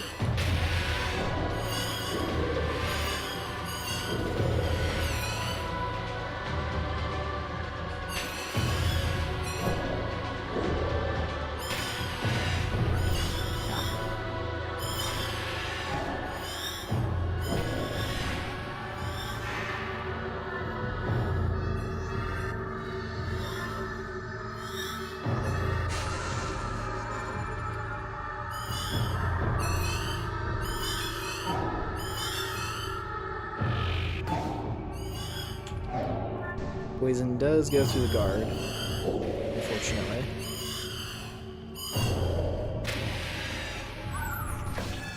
Ow. I'm trying to see if there's like a way I can get behind him. It seems like, based on how his movement works, you can't really get behind him, so it's probably not the tail. And his neck does not appear to be taking any specific damage. It does look like it's just the face.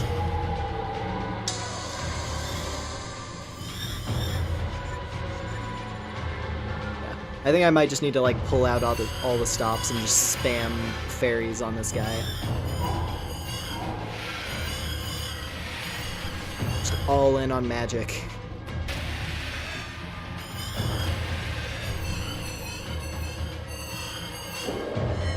I wonder actually, considering how this game's like magic system works, because the cool thing about Lunacid, it does use like the real life clock and like phases of the moon to determine the strength of magic. And I believe like on a full moon, magic is buffed or something like that. I'm pretty sure that's a mechanic. Like that's all I know, is like the game has some mechanic where the moon affects how strong your magic is. So maybe doing this fight when it's only like a crescent moon is like the hardest version of the fight or something. Oh, his tail does take quite a bit of damage, it looked like. That's good to know.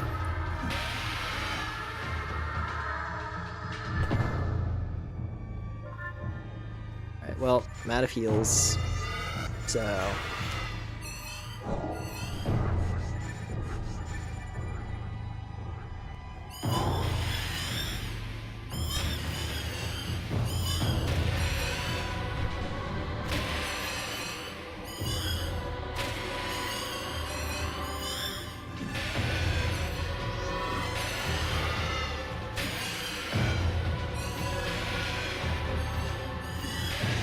Oh, hey, we're on the snake phase. I mean, I'm definitely doing more damage when I just spam magic.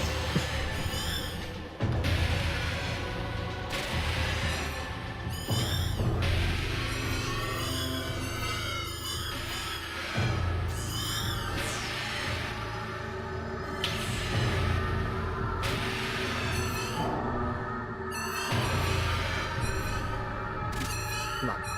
I'm like swinging around in my... I'm like swinging around in my chair like an idiot because I'm like getting into the movement. Oh god. Okay.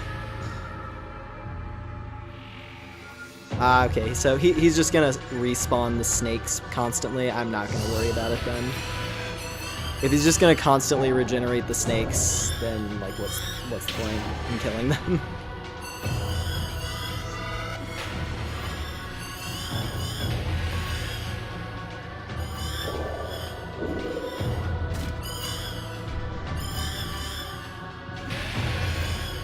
And the sword.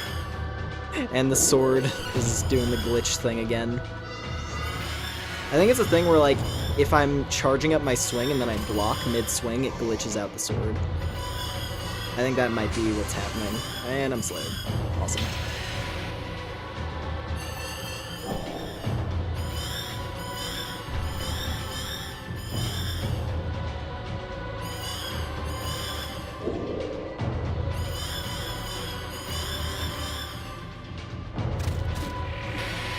Oh, he spawns more. Berries, come to me. We need to spam him down with lasers.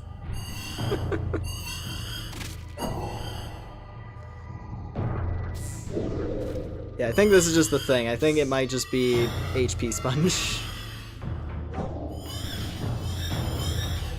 That could be the case. Or maybe I need like a more optimal build in order to get like proper damage. And my sword will not release its charge. That was not great.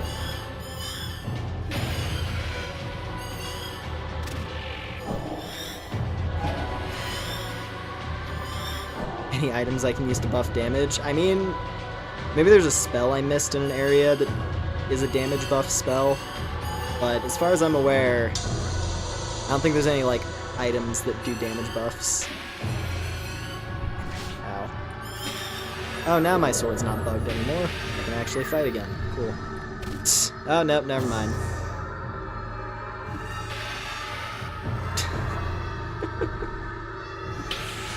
And I'm slayed. And there's a snake under me. Cool. Yep, and there's the poison. Okay.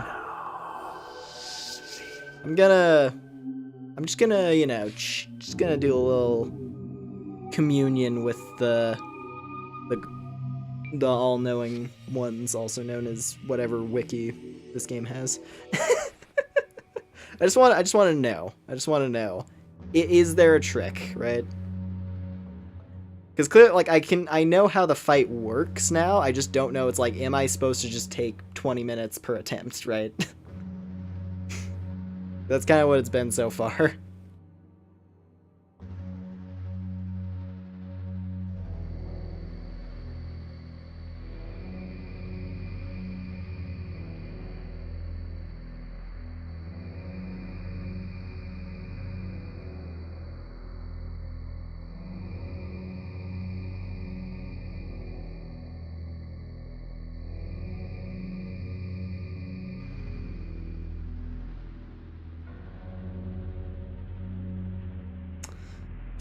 I don't care about the lore. I'll learn about the lore myself. Okay, what is it?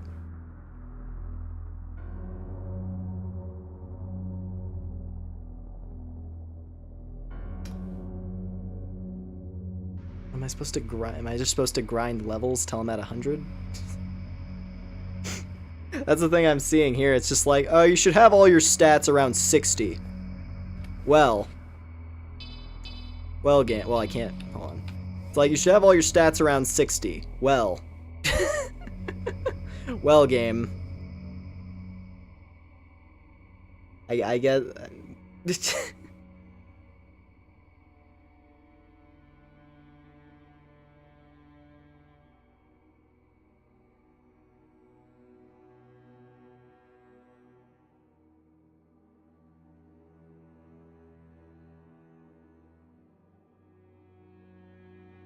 Hmm.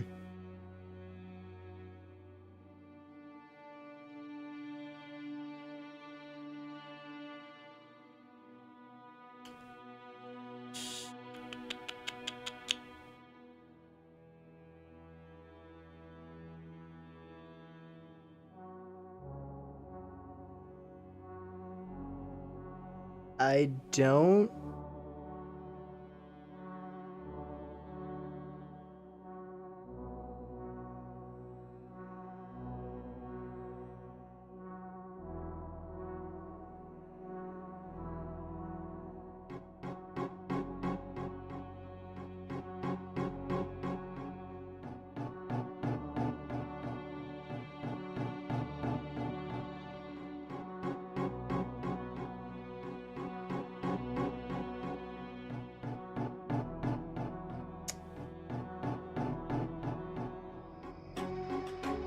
Yeah, all I'm saying is everyone just saying, yeah, this fight is just, you just gotta out-tank him, or whatever. Cool. Listen, I will say, I like Kira's game design, but I don't really like how they balance boss fights. I'll say that right now. And yeah, I've heard that it is the final. This is the final. So I guess, you know, it's the final, so of course it's very difficult, but at the same time, really? And yeah, I guess it is that I was wondering why his HP looked like it wasn't going down so much. I guess he does have HP regen, so you have to maintain constant DPS as well. Cool. Well, since this is the end, it's not like I need money anymore. Right? We don't need money anymore, so I might as well just have as many potions as possible. And we got him down pretty far, right? So, you know, it's possible. If I just spam fairies, I think that might be a way to do it.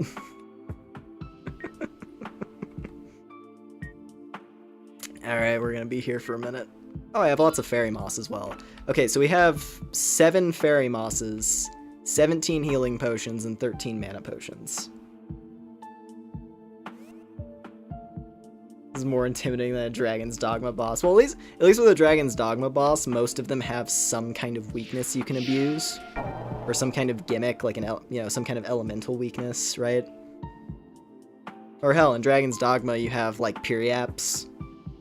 I mean, you can beat True Form Daemon at the end of Bitter Black by just, you know, cranking out 10 Conqueror's Periaps and spamming him in the face with explosive arrows. You just win instantly.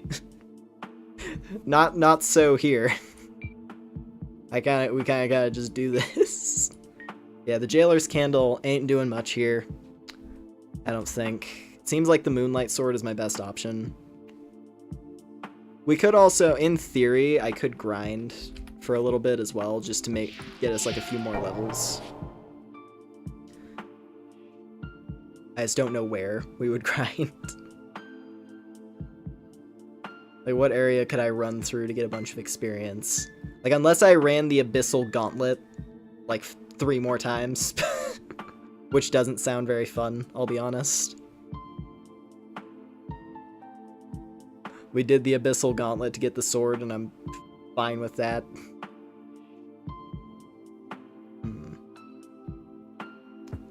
Let's see. Yeah. Okay. I think I'm just going to try to spam him with fairies, because the fairies were doing pretty solid damage.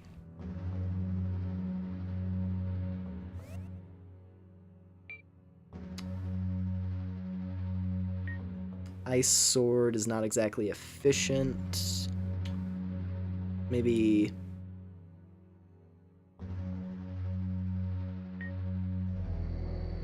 I guess I could also try to get... What's it called? There's a bit of a jumping puzzle we can go and do, which might be worthwhile.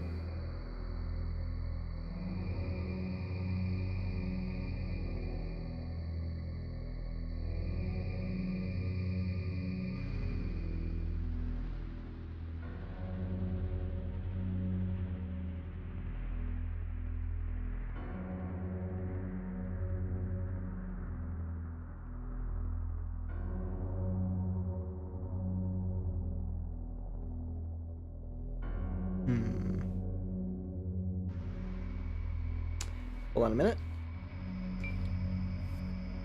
There is... I was looking at like a Steam discussion thing. It was like a Steam forum post where someone was like, hey, so this like crazy overpowered giant stupid lizard, it's like, this is mandatory, right? It's like, oh yeah, it's mandatory. So I was like, oh boy, cool. But yeah, I did see something. I guess there's a hidden wall in this area somewhere. So I'm gonna look for that.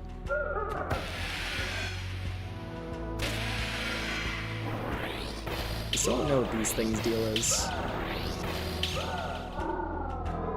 Alright. So there's a hidden wall somewhere in this area. So I'm gonna look for it. So I guess there's a good sword that I can get. Ooh, also free mana vials, might as well. No complaints there. Gonna need all the resources I can get going into this fight. So whatever the enemies drop is fine by me.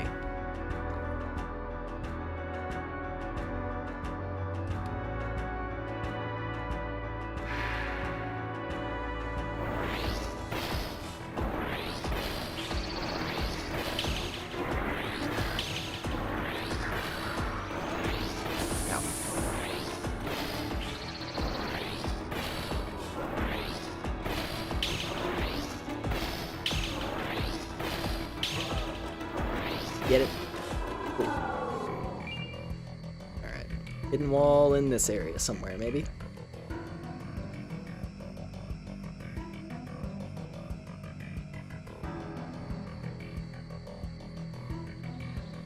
It's gonna be hugging walls until we find this sword. That I guess must be another good it must be another strong sword that you can get.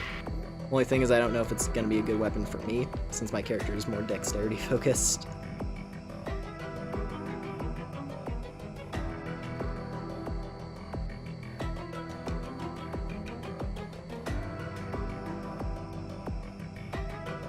What's this? Oh, another thing. I guess this is the last journal entry that I was wondering about. I've met my end, it seems. At least I found one of the great curses, the unkillable serpent, second only to the Seven of Swords, the thief of life. I had hoped to find that one as well, one who could steal their life back if dead, and turn killing into power. But alas. Huh. That sounds pretty fancy.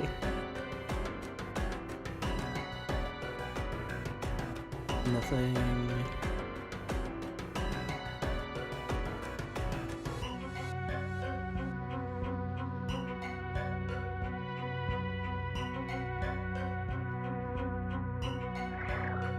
That.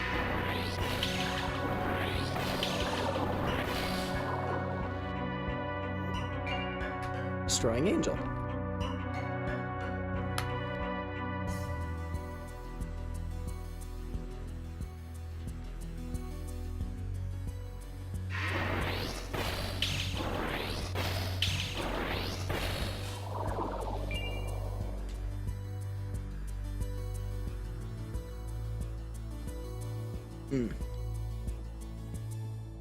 Anything at all? All I saw was something that said there's a shadow sword inside the light temple, which is this area, so... And if it's like a counterpart to the moonlight sword that also is really strong, that is appealing. It's definitely appealing.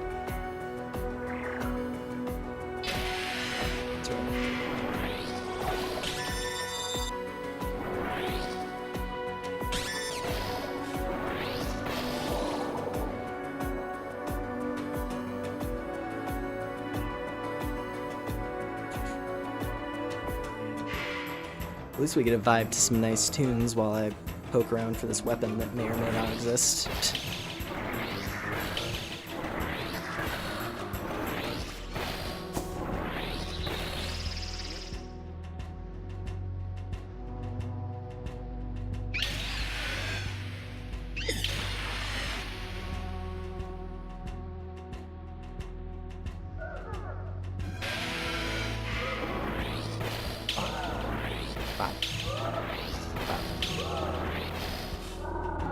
I mean, hey, this is some extra experience and items at the very least.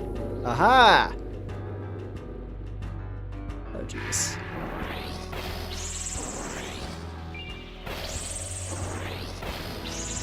Gotta crawl our way through the plant cave. It's okay. Ow. Thought you were dead. It's off.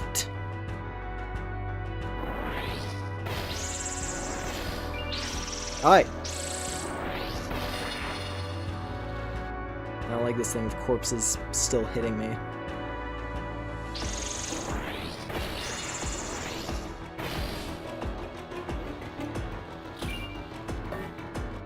Okay, here it is. Ooh.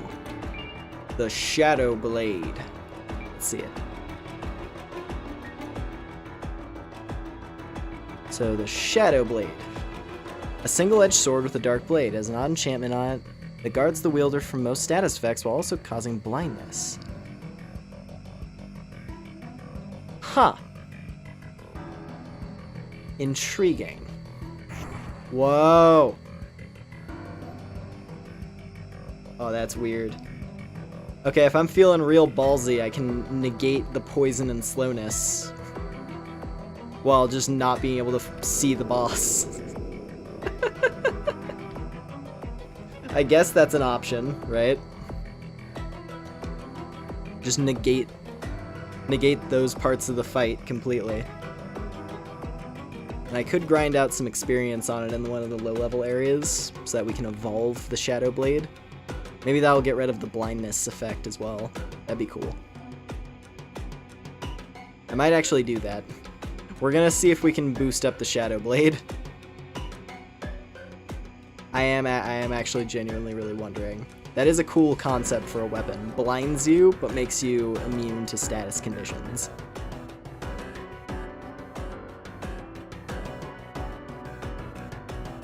So if you're fighting an enemy with a particularly annoying one, you can just completely avoid that. Snowflake Obsidian.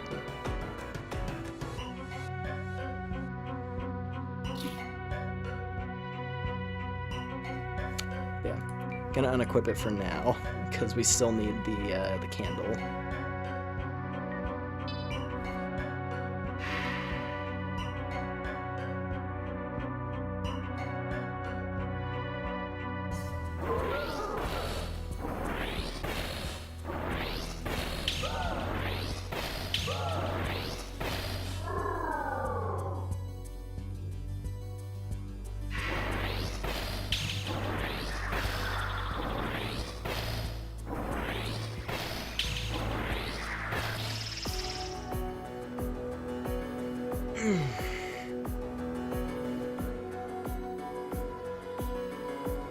Hold on a minute.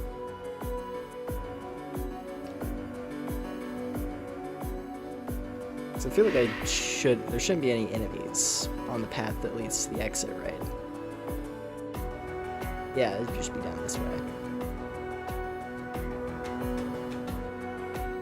Here we go. Okay.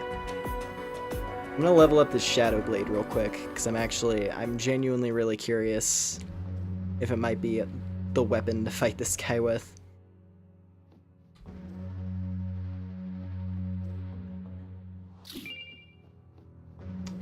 Billhead.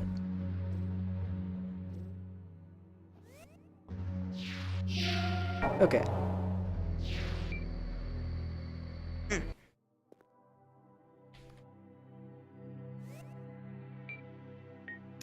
So let's see here. Shadow Blade is right there.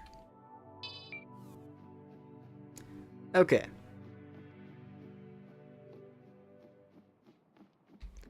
just gonna find some like low-level stuff to beat up. Oh.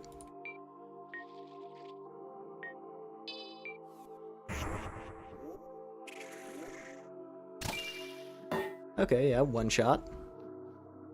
I can actually, you guys can't see, but I can just barely make out what's going on my screen. Like, you can kind of see lights. And I guess I can turn the lights back on by swapping weapons, so it's not that big a deal.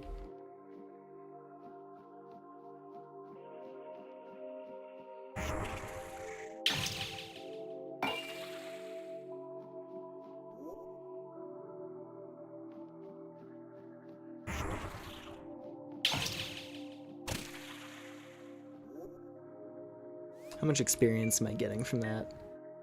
Barely any. Crap. Okay, trying to do this on snails is gonna take a while. There's gotta be something like low level and weak that I can deal with using the Shadow Blade that'll also get decent experience. There's gotta be something, right?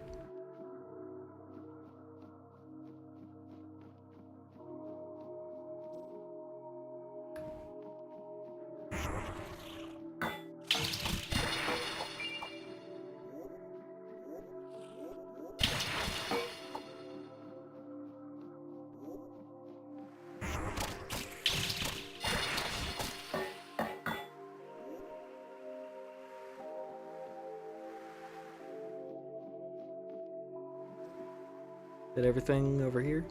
Oh wait. Here we are.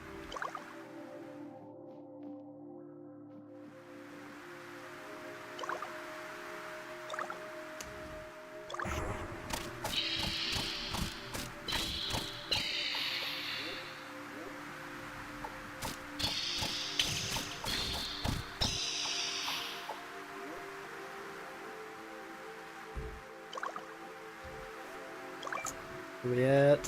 Okay. I mean, it's going moderately quick, actually, now that I think about it. It's not that slow for experience, but it definitely does require a lot of kills to get anywhere. And I mean, hell, for all I know, Mr. Big Final Boss Man is probably immune to shadow damage or something. So me trying to evolve this to see how strong it becomes might be pointless.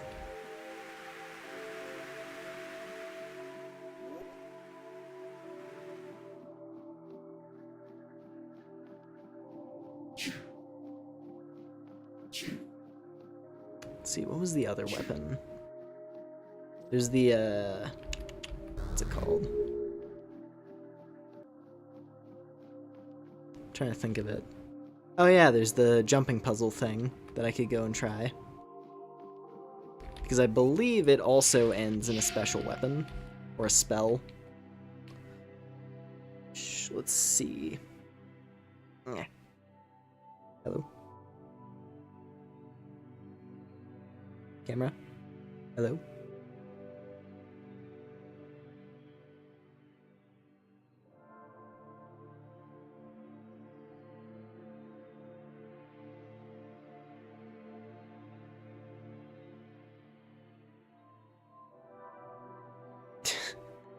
Ah, there we go. Don't know why it desynced super hard right there. Okay. Let me check something.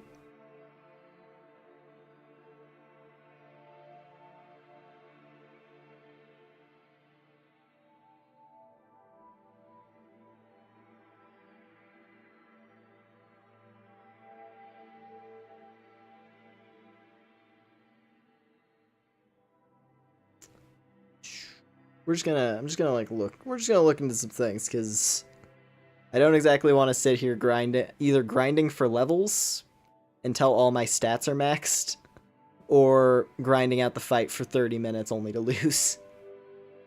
So I'm gonna like check some stuff.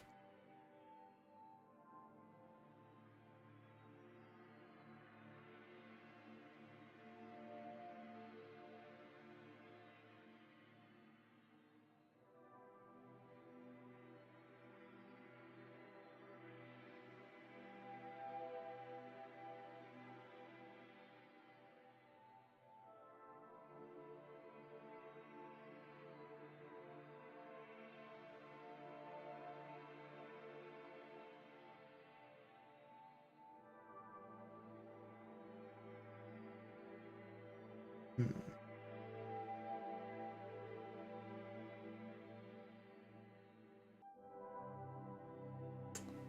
Okay.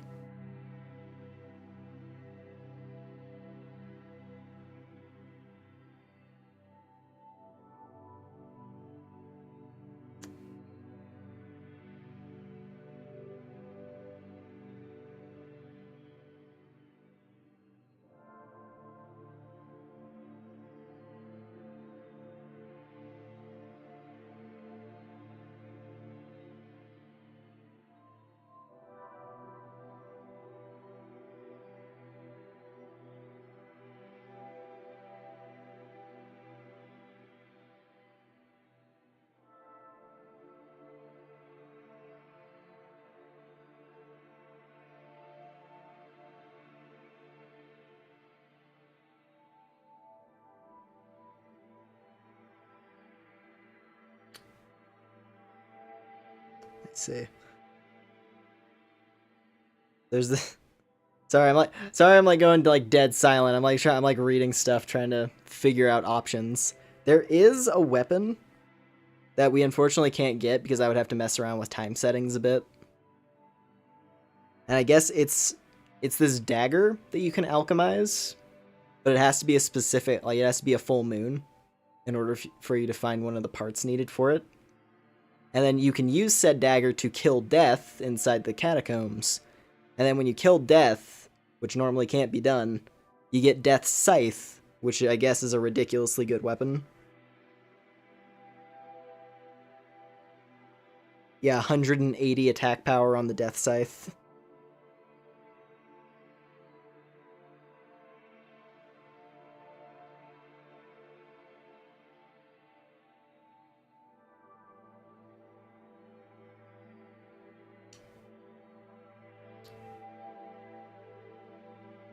Oh. Never mind. Never mind. Okay. That's a point. That was a pointless goal. The Death Scythe is like a gimmick weapon, and you can't actually fight the final boss with it. So that's not an option. All right, I'm gonna look at one more thing. Plus wind.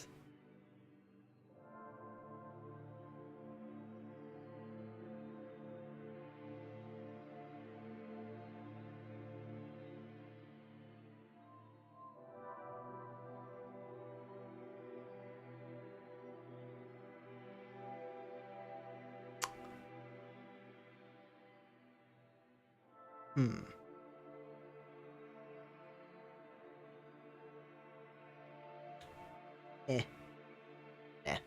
Okay. I think we're just gonna... I'm gonna try to level up this, like, Shadow Blade thing a bit more, probably. Maybe. You know what? Screw it. We're just gonna keep going. We're just gonna keep trying the boss. Why not? I'm like trying to see what options we have, but literally every option I look at is just like, yeah, either grind forever or we just keep knocking our face against it with what we've got. I'm actually curious. I'm gonna, just to make sure, because I might need to start dumping some points into strength to buff our Moonlight Sword. But I don't know, because it might actually scale off of intelligence, because it's magic-based.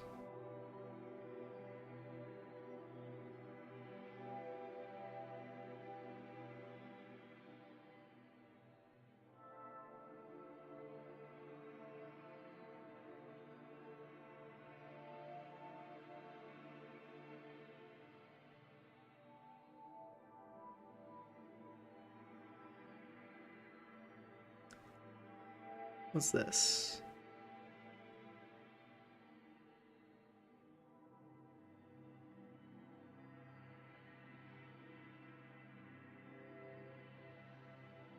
Okay. Yeah. Well, let's just get back to attempting this fight. Honestly, we got pretty close. We got, you know, down to about like 30%, I think, on the last attempt.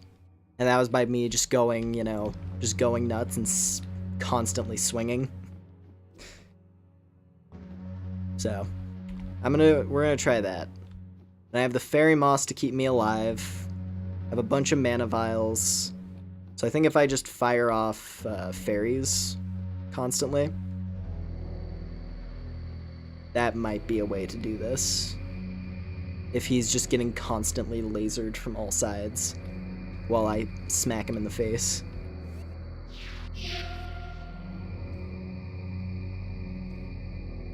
So yeah, let's do it.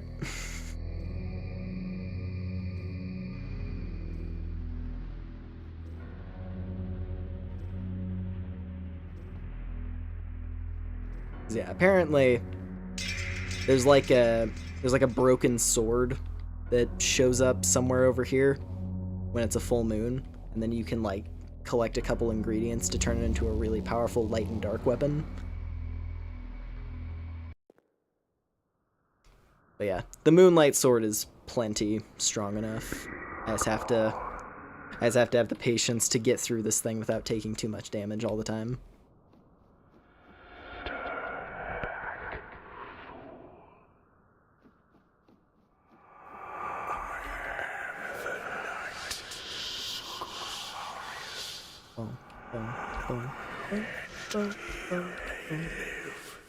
Alright, forward!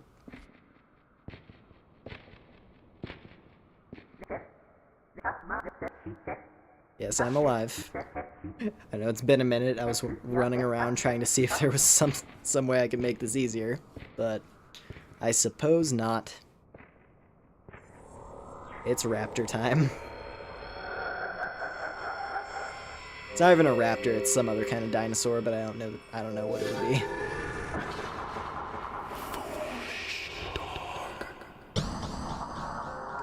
Definitely an interesting design. Definitely a interesting design for like an end boss, making it like a big dinosaur knight. It's definitely very weird, but cool.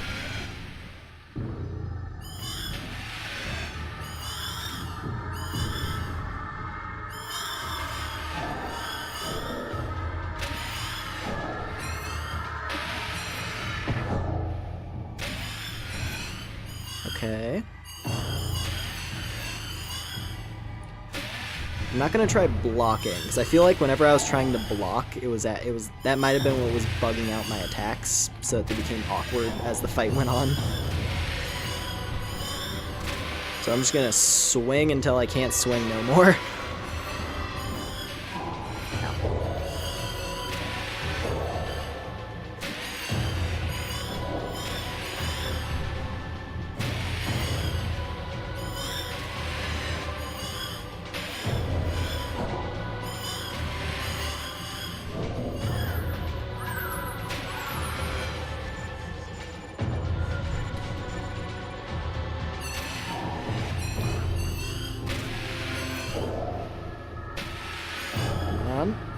I'm not. I was like leaning forward so much. I wasn't even in my camera anymore. I'm like getting really into this fight.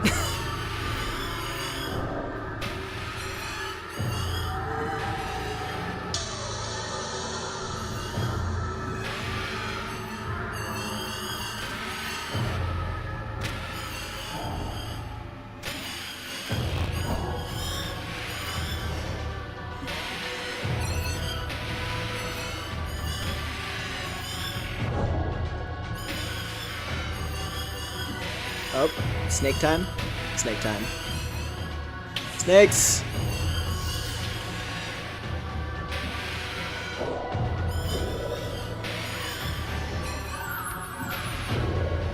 Ow. Berries help.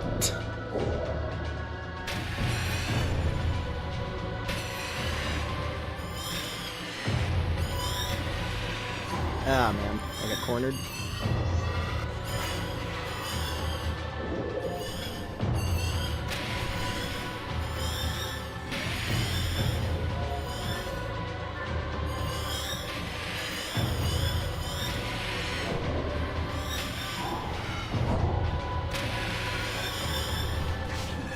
Come on.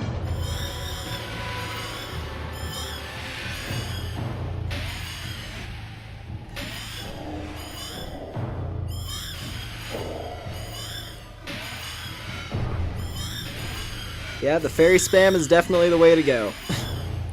It's just maintaining constant DPS. That's the trick of this fight, it would appear. Maintaining constant DPS and having antidotes. I haven't even really been using my healing potions. It's just been mana to get all the...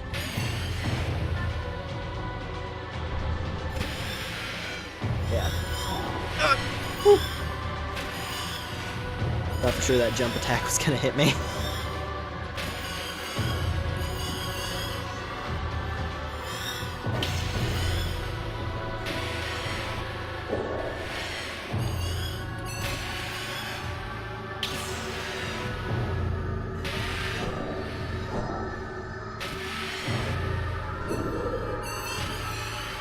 Okay.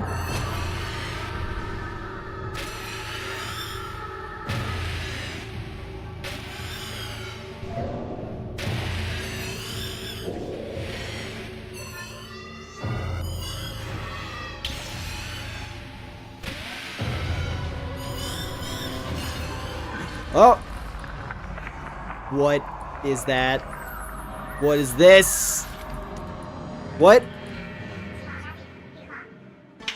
Oh! My girl!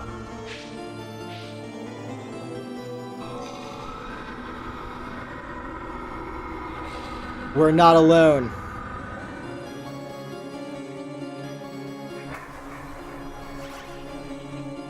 All the friends! All the friends show up!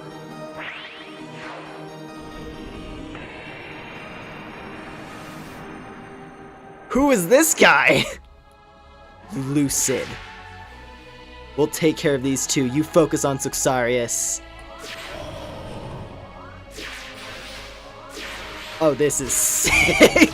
Let's go. It was worth it. The DPS sponge was worth it. Because we gotta do this. Oh god. Okay, this is real. This isn't just like a victory lap. I do gotta actually be careful.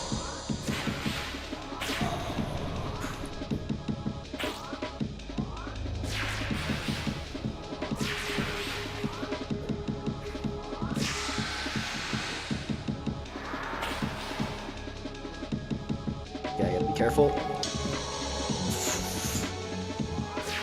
Okay, okay. I'm getting... Oh god. Okay, Okay, I'm not taking any additional damage, so I think this is a victory lap, actually. Get out of here! Get out of here! Be gone, demon! I am the Knight of the Moon.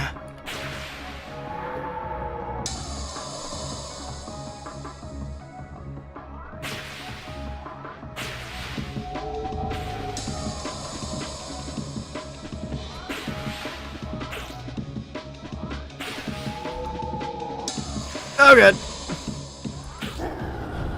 I'm like so low on health, so I don't know if this is real or not, or if I'm just getting super lucky.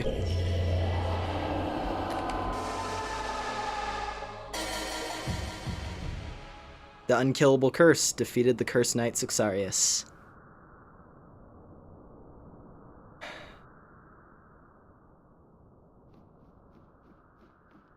Hey friends, how we doing?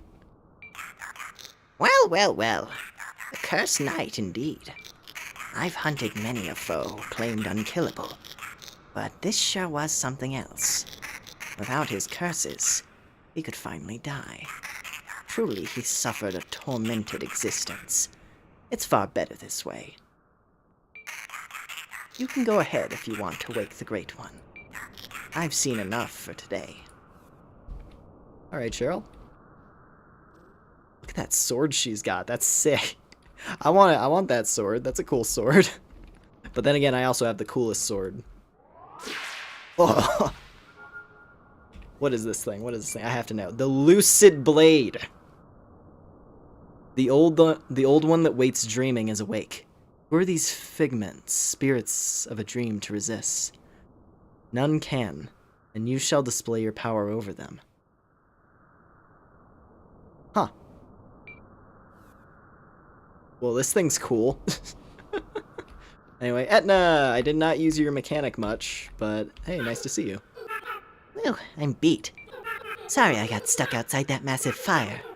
I was able to buff your health and mana from outside it, though. I guess Suxarius wasn't unkillable after all. Though I admit, I don't quite understand what death is. For some, it seems to be more about rebirth or change. Maybe Suxarius is still out there in the universe. Maybe he'll get a new chance at life. Or maybe this is all we have.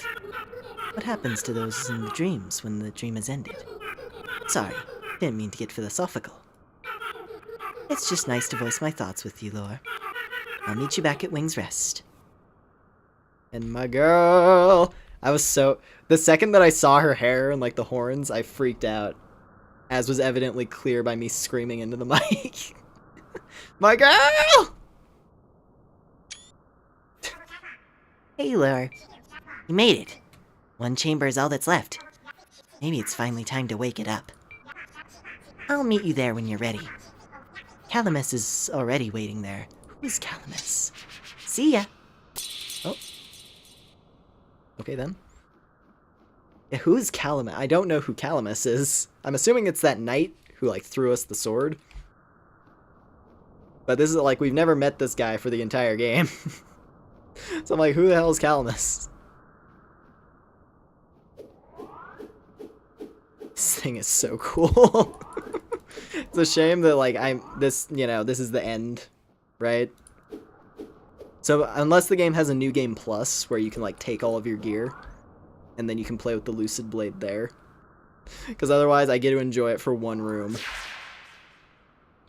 But it is pretty hype. Can't deny.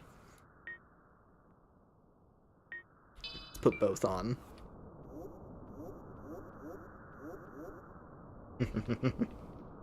Alright. Let's do it. Choose to believe that was pure skill.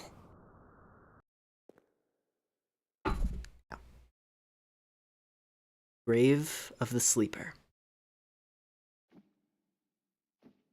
What's this? Couple little... Oh, it's like little particles. Yeah.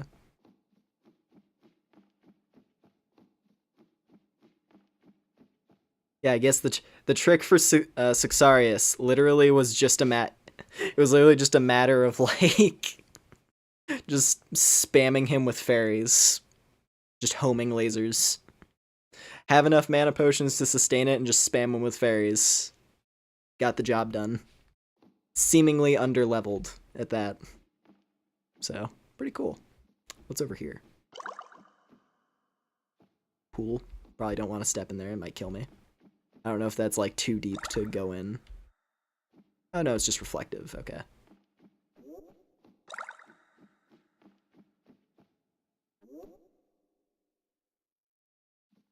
I'm gonna use this for the light, just for now.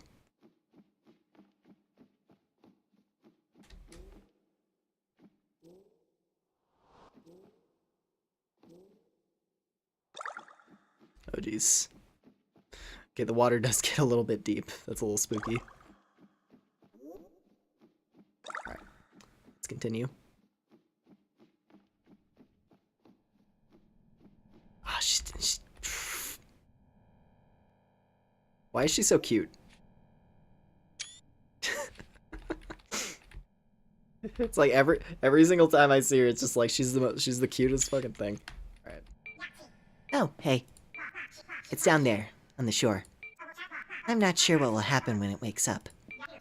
All I know is that the Great Well and the era created by it will all be brought to an end. There's no going back once it's awake.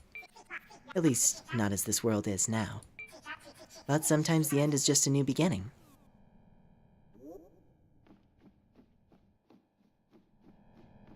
Yeah, this is very... Oh boy. Now, I did do something that apparently leads to the true ending earlier on in this playthrough when we were messing around with the VHS tapes. So I don't... Hold on. I'm gonna go talk to this other NPC. There was another NPC back here. I don't know if that leads to a different thing. Because I assume that's the end. Just, I feel like it's safe to assume that's the end of the game.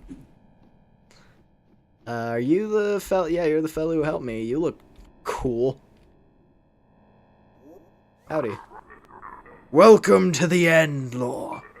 The Great One is right down there, deathly sleeping on the same shore it was born on. There was a time long ago when I caressed it back to sleep. I would have done anything to extend its slumber, to have the world live just a little longer. But I agree now, it must be awakened. Its dream has gone on long enough. Wow, we're getting very, like, Lovecraft up in here. Lore, I cannot go on any further towards it. However, it must be you. Okay. I'm just gonna check. sorry to kill the momentum. I'm gonna make sure I do the... Because we did that thing with the tapes earlier in the playthrough. I want to make sure I, do it correctly here.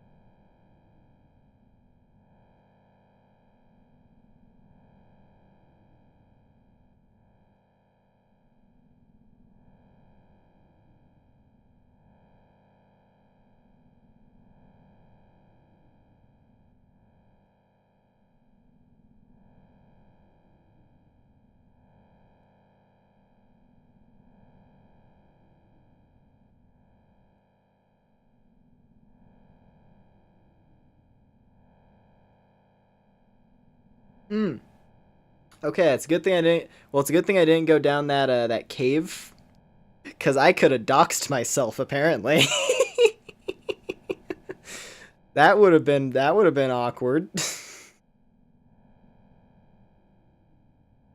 It's a good thing I turned around. Hmm.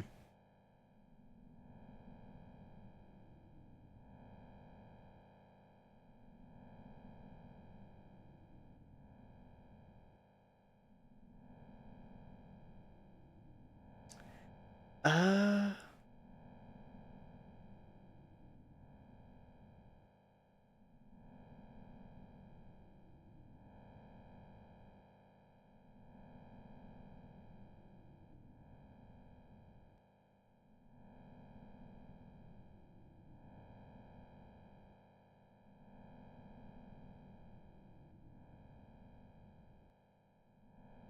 Okay, we might not... Okay. Hold on. What was I saying about quality game design? No, it's like... So what it is, apparently one of the endings, which when you go down that cave, there's like a puddle. And if you look into the puddle, it triggers one of the endings. And at one point during the ending, it says your computer's name. Like whatever name, like the name that is assigned to your PC. Which for a lot of people is their actual name. So, I get what they're going for, right? Where it's like it's the fourth wall breaking ending, right? It's like that seems to be the vibe of it. It's like a fourth wall type ending. But if someone's playing through a game, having something that does that is not really a good idea. I know people shouldn't design games around the idea that someone's going to let's play a game, but at the same time, it's good to know. I'm glad I checked, to say the least. Yeah, apparently.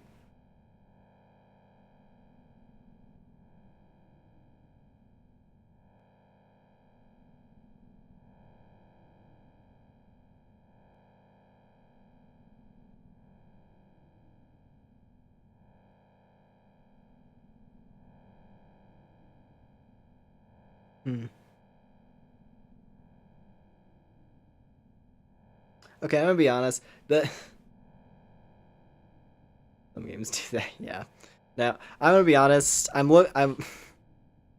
having. I was like glancing at like how exactly we do the VHS tape ending, and a part of it is that we have to go and collect every single spell in the game, which I'm pretty sure I got most of the spells, but I know I didn't get all of them.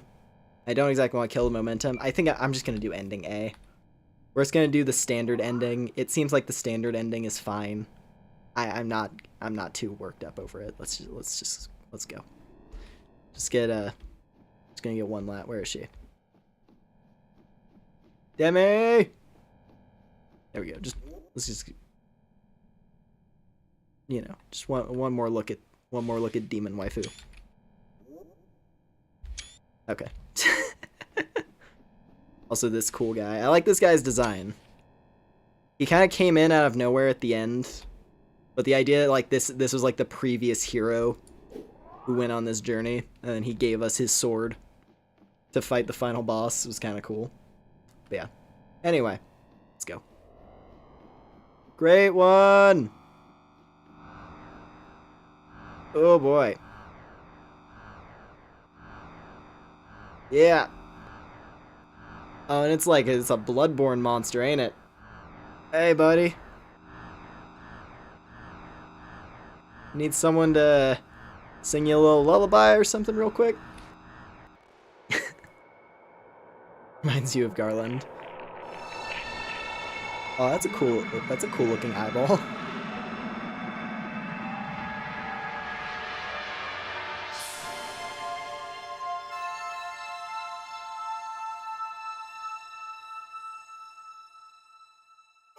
Oh, that's cool. He went back to the moon. That's nice.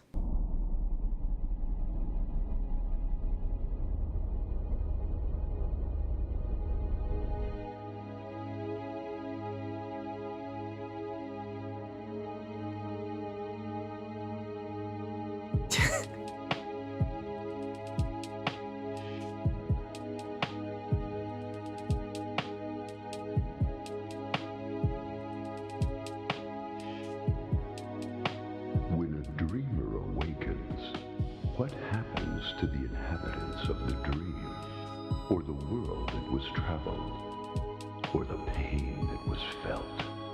The experience will linger sometimes, and the dreamer will remember. Some aspects of the dream will travel the veil and live with the dreamer in the waking world. There are no credits here, because this isn't the end. Newest of the fallen, take up your sword and fight.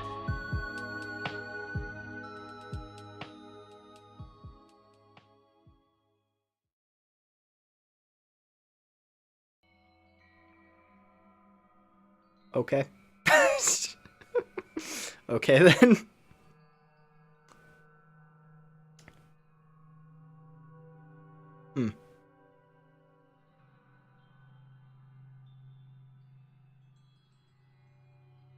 Well, that was about as weird and I don't know, weird and trippy and introspective as I expected. It's like, okay. So what happens when I load then? Oh. Oh, we do get to keep the sword. Oh, and it starts us like in. Yeah, like this was the lead up to the final boss. It's like I'm kind of just like, yeah, that was a thing that happened.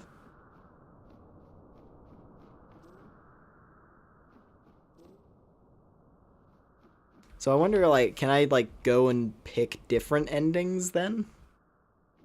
Maybe. That'd be really useful to just have a save file to do all the endings with. That's always the problem with these kind of games, is like, oh hey, you got an ending, and now we're gonna like kick you back to the start.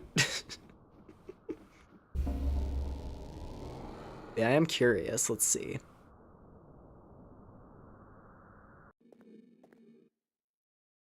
I want to like take this sword and like beat up some regular enemies with it, because that sounds kind of fun. Also, there's apparently like, I don't know where it is. Let me check. I've been doing this a lot, I know, but like I want to make sure I hit a lot of like the significant parts of this before we end things off. Because, you know, we finished, right? We finished the game. We got our ending. I just want to check now, because I think you can get the final boss's sword, like that giant broken greatsword he was using.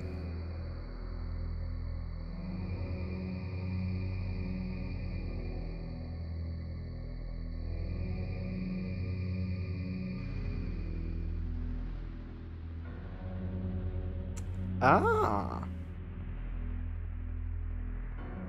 Okay. I think I would need to farm money in order to get it. Apparently you can buy the final boss's weapon from the shop, but it costs a lot. Whoa.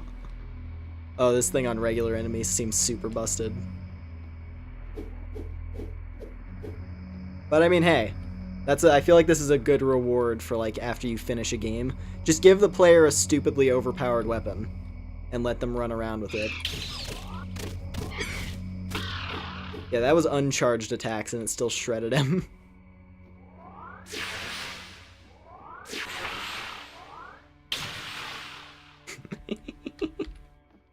Alright.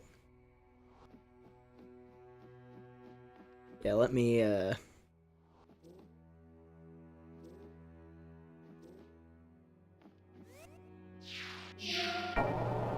me go back to the hub real quick. I wonder if there's like extra dialogue now at the hub, having like finished. Oh! Okay, this was something I encountered on my own time. I want to show you guys. This is actually a great thing for us to end on. Never mind.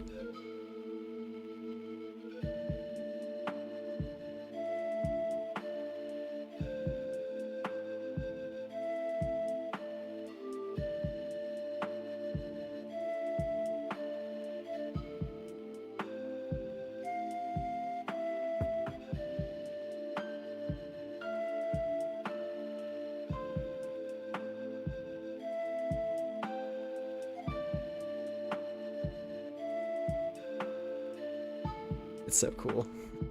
Oh, and yeah, she just kind of hangs out now. That's cute.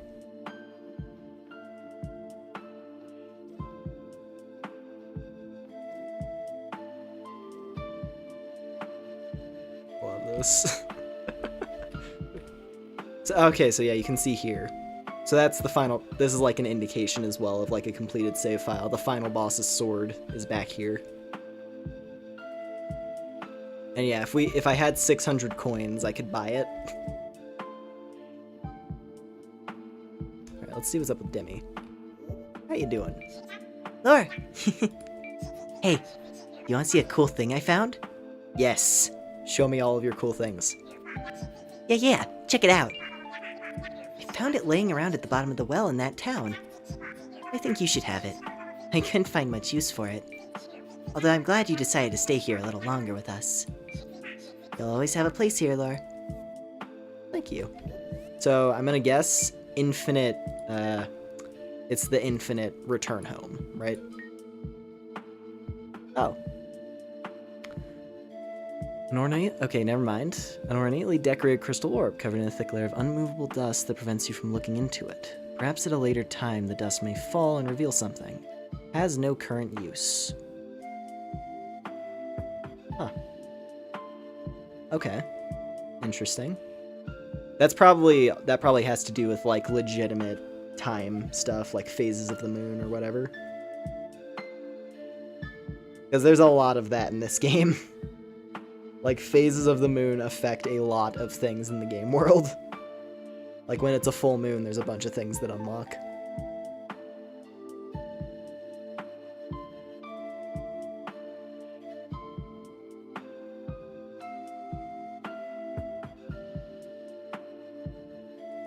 Okay, it still says...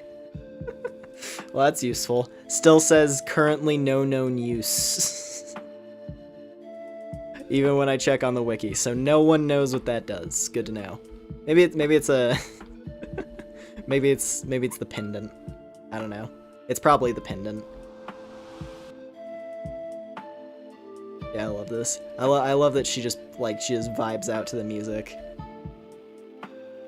Which to me, this also... I like the implication that her playing the flute to the tune of the hub music means that everyone, like, the hub music is real. Like, it's, like, the hub music is canon in the game. Like, we can all hear just, like, these chill vibes whenever we're hanging out here. I like it.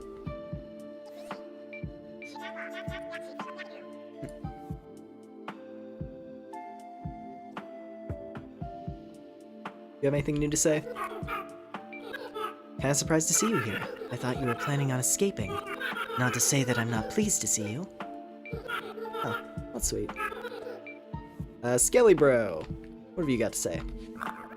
Have you ever heard of the cursed knight Saxarius? Okay, let's get some lore. Let's end on some extra lore. Sure.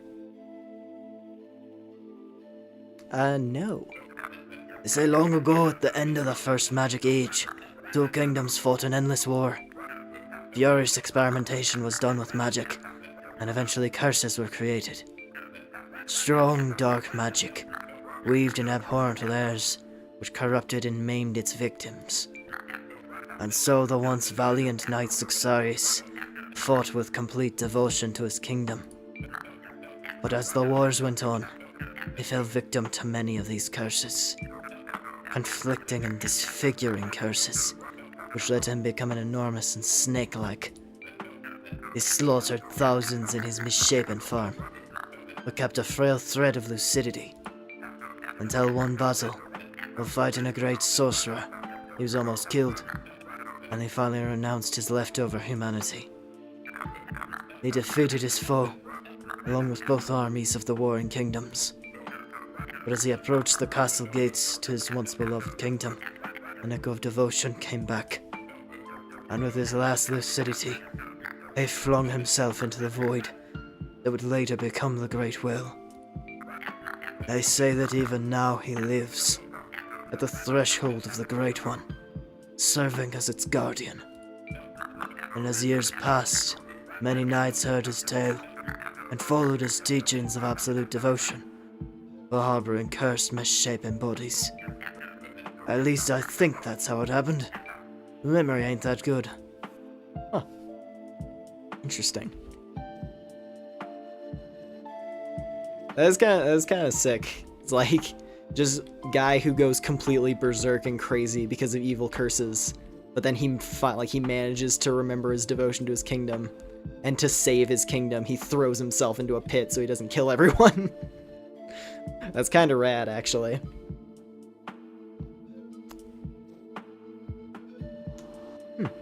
Oh, that was interesting. I'm glad you decided to stop by. I was able to get lots of supplies from the arena, so anything you need is on a discount now. What do we got? There it is. Jotun Slayer, 350. A massive obsidian greatsword with a broken blade, once a sacred relic given only to King Griffith.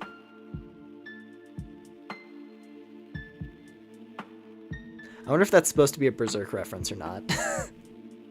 It's gotta be a Berserk reference, right? Right? That's gotta be a Berserk reference, right? That only makes sense. I'm gonna go with that. Damn, Lunacid's set in Berserk. We're set in the Berserk universe.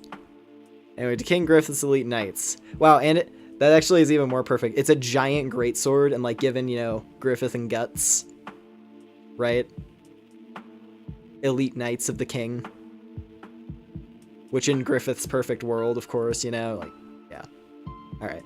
Now Pale Shavit's former glory. The sheer size and weight of it makes it an unsuitable weapon for humans. You could say it's you could say it is large, unwieldy, too large to be called a sword. Anyway, yeah, 142 damage, jeez. And also the name, Jotun Slayer. It's far too large to be called a sword. Yeah, exactly. I kind of, damn it. Now I want to go try to like farm for coins for a bit to try and to try and get it. I have to like, do I want to do that? How long have we been going? We going for like 3 hours? 3 hours is a decent stream length, but okay. Let me see. I'm gonna let me consult the goggle once more, just to see, because I'm like, if there's an easy way for me to rack up like a couple hundred coins, we can get the Jotun Slayer. I want to do that. Well, let's see. Here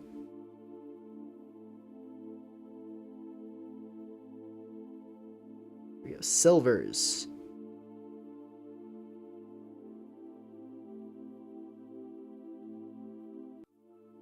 All right. Well, theoretically, if I was to run around and just kill things and break things for a while, I might get enough. This is the one problem with me dumping all of my money on healing items for the final boss. When really I didn't even need to buy this many like potions. I just needed to buy mana potions. Let's see here. I need 300. 300 coins for it. Might as well. I'll see. We'll see how much money I can rack up.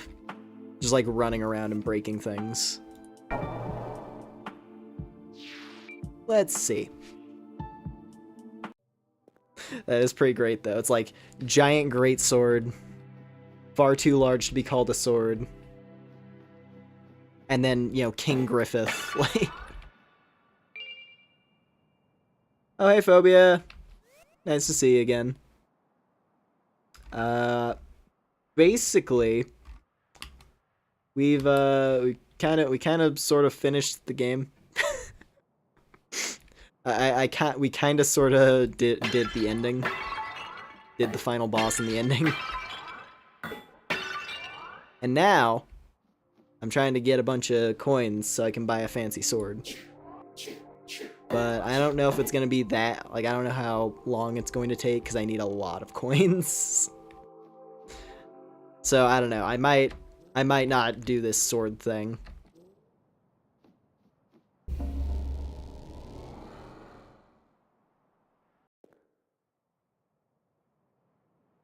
Oh yeah, this thing that I have equipped. Yeah, this was given to me for the final boss fight, and it's kind of nuts. It shoots crazy looking lasers. And is very fun.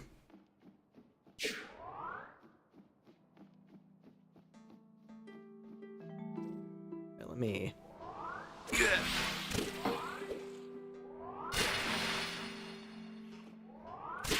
basically our Moonlight Blade, but cranked up to 11.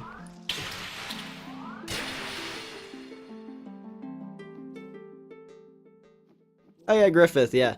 No, there was a... What was it? The sword that's used by the final boss, you're able to buy it after you beat him. Okay, 12 coins. Yeah, this would take a while. This would take quite a while.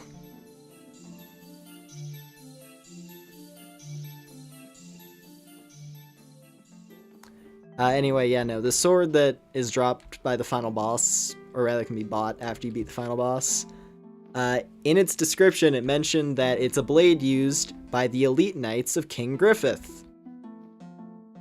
And I was like,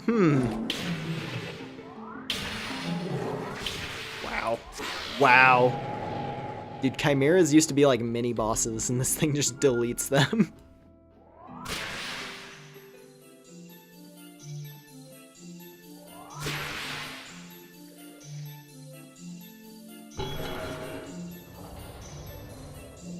Yeah, okay, this thing's nuts. Well, anyway, I did just think of something. Based on the name of that weapon, it does give me some ideas. I wish like, this is making me wish I could sell things, because like I spent all of my money on potions for the final battle. Oh, good. No effect on those guys. Ugh.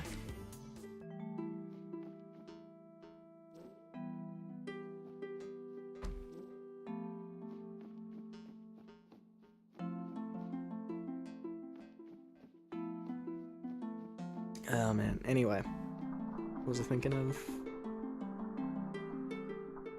Oh yeah, I was like thinking about what we could use that greatsword for potentially. Which that might be something worthwhile to leave on, is just like pointing out the possibilities.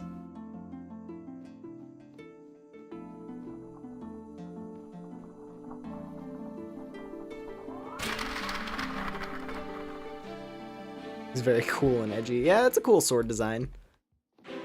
I like it. Considering it's the poster weapon of the game. Like, what is it? Oh. Yeah, no, like the, what was it? It's like the, I think it's like the, it's basically like the cover art for the game on Steam. Shows a knight with this sword, which I think is supposed to be the player character at like the end of the game.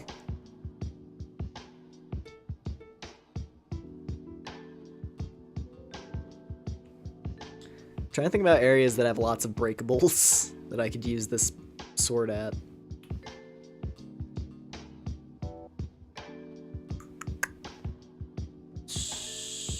Could go to... I mean, this place is... everything here is weak to light. And this weapon is light-based. That's the other thing. It's like a super edgy sword, but it is like... it's a sword of light. But it's like, you know, dark and purple. It's kind of cool. I like it.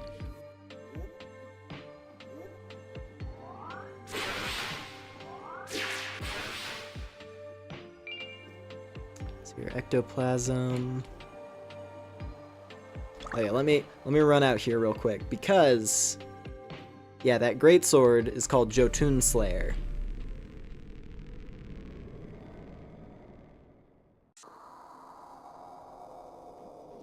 Is it corrupted? I think it's just because it's based on the moon. I think that's literally that's all it is. Is that this weapon is based on the moon. Yeah, the moon is purple in this universe. Anyway, where's Big Guy? There's Big Guy! Hey, buddy. So yeah, there's that great sword, Jotun Slayer. This guy is Jotun. So I'm assuming we might be able to commit the cardinal sin with that great sword. If I was to grind for it. But I'm gonna be honest, grinding out 300 coins would probably take like an hour, if not longer. I would have to get pretty lucky with drops. And yeah. We already beat the game. I don't want to drag it out too long.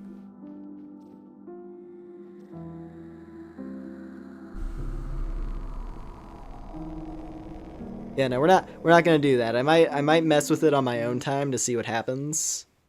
And I'm sure people have posted videos of it already. This game is niche, but I'm sure there's people who have posted videos of slaying Jotun with the Jotun Slayer.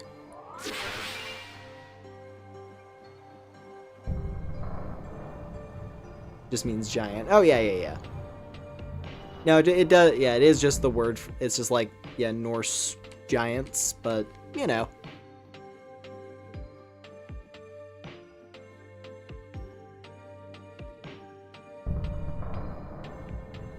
It's like, yeah, no, like, we beat the game. We beat the game. I don't, like, at this point I'm just running around because I want to swing my sword at things. Because the Lucid blade is amazing, and it looks really cool. And I like hitting things with it. Especially in this place, because everything here dies in one hit.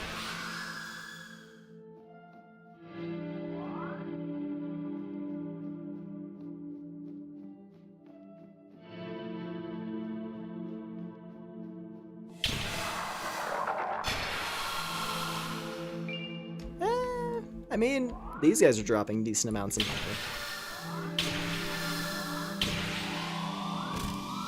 But I think I was just kind of getting lucky there, wasn't I? Yeah, it's fine. Yeah, I'm sorry that you couldn't make it for most of the stream, Phobia. But at the very least, there's the VOD. So the content is there for if you want to know what happened. Yeah, we did get a cool bit of backstory regarding the final boss from the one and only info skeleton. Considering that this game has the info skeleton. I still love the fact it's like info skeleton is like a coincidental character. Like it originated when we were playing through like that bit comes from Zelda. But yeah, the skeleton guy in this is a skeleton who gives you info. So it works.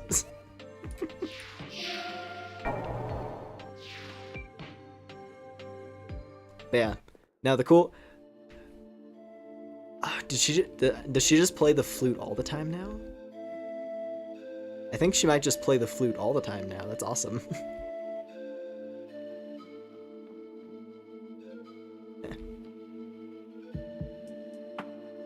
Yeah, no, the lore on the final boss was basically like, hey, he was this badass knight who fought as a warrior for this kingdom.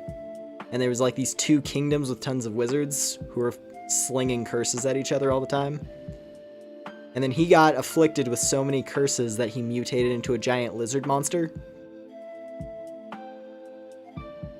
And then he essentially went berserk, like he snapped, like he got struck with one curse too many and went nuts and slaughtered everyone on his side and the enemy's side. And then as he was returning to his home kingdom, in like a moment of loyalty, like where he remembered himself, to save his kingdom, he flung himself into the abyss so that he couldn't kill everyone. Which is a pretty cool backstory. Where it's just like, yeah, he was this badass knight who got cursed and mutated, went insane, and then in a moment of like remembering himself, saved his kingdom by casting himself, by like banishing himself, essentially. So yeah, that was pretty neat.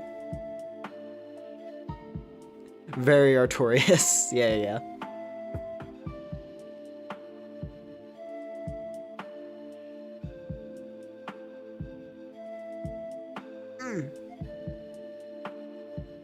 I just remembered I have like my I adjusted my setup slightly, so the desk where I would have like my drinks is no longer directly next to me. It's like a little bit behind me now because I needed some space for stuff. But it made me completely forget the fact that I have drinks. I have not taken a single sip of water all stream, and I am quite parched. So I'm probably going to wrap things up now. Have a nice big glug of water. And feel very good. Let me look at my demon girl one more time. What's up? Nice of you to drop by. Wait a minute, I just realized. She's in the goddamn Animal Crossing chair. What? He put her in the fucking Animal Crossing chair. Wow. That's awesome. That's even better because of something that well, we'll get to it tomorrow. We'll get to it in tomorrow night's stream. That's another thing. We do have another stream lined up, same time tomorrow. But it's going back to Pal World again because Pal World is fun and I can't stop playing it. God, the fact it's like you beat the game, you beat the game and then Demi is like, well, my job's done, and then she busts out her froggy chair and just chills out. Oh man, she's the best. I love her. She's so good.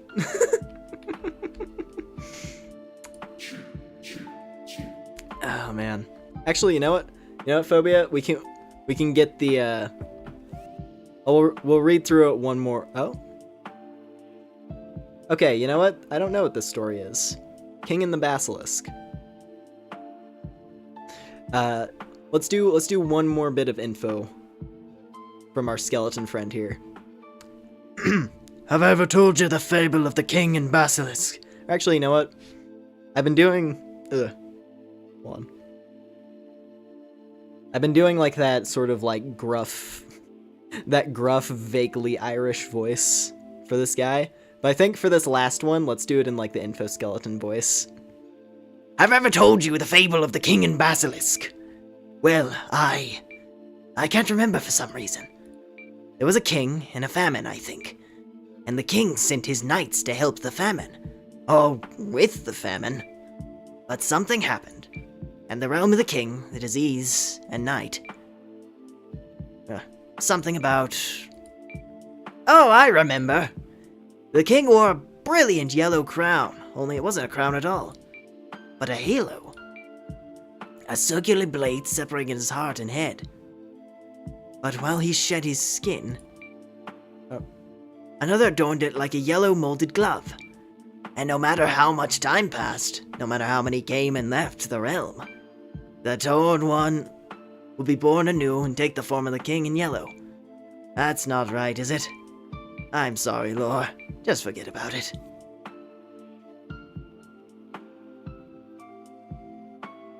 I honestly don't know. He was kind of rambling there. I don't know. He was kind of rambling there. He did mention King in Yellow. Is that a reference to the Lovecraft story? I'll be honest. I'm not like deeply familiar with like Lovecraft stories.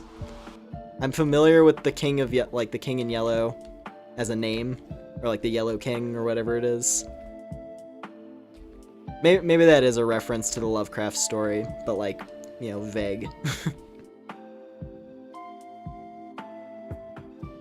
Yeah. Okay. Does this say anything different then? No, okay, same plaque. Okay. Well, this was a good game. Like I was saying about the final boss, damage sponge bosses are a little annoying. Definitely something that I would like different. Like we found our way through it at the end. Like I used a tactic to beat the final boss that worked. So it's not like the damage sponge was completely egregious, but it was like noticeably like it dragged out the boss fight quite a bit. That's the only thing I really have to say. It's like I was, swinging at the boss for 10 minutes and barely feeling like you're making progress is not exactly great. But it's whatever. We spammed it down with magic lasers, and then that was the end of that. And then all the friends came to save the day, and it was cool. So yeah. That was fun.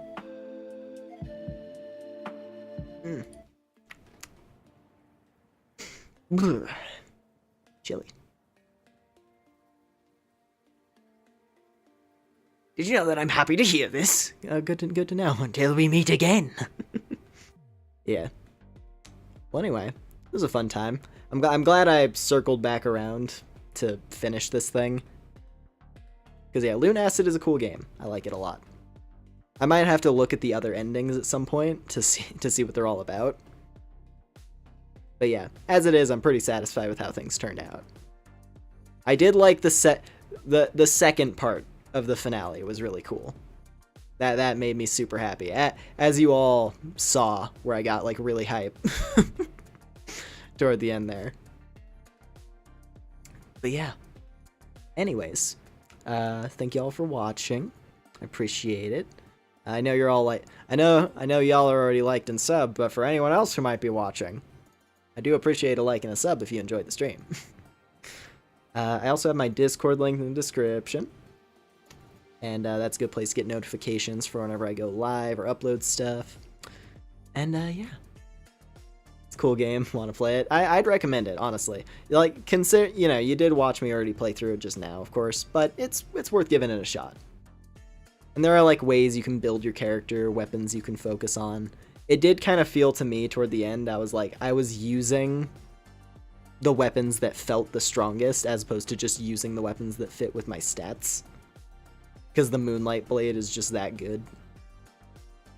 But yeah, no, like, there's all kinds of ways you can play it. There's the different starting classes, which change your elemental affinities, or have special bonuses. The Vampire, honestly, the Vampire makes the game so much easier, and it also has a really cool gimmick with how it interacts with holy things. Where, like, oh, vampires can't use holy water, but they can drink blood wine as, like, a secondary healing item. And then, of course, you have, like, lifesteal.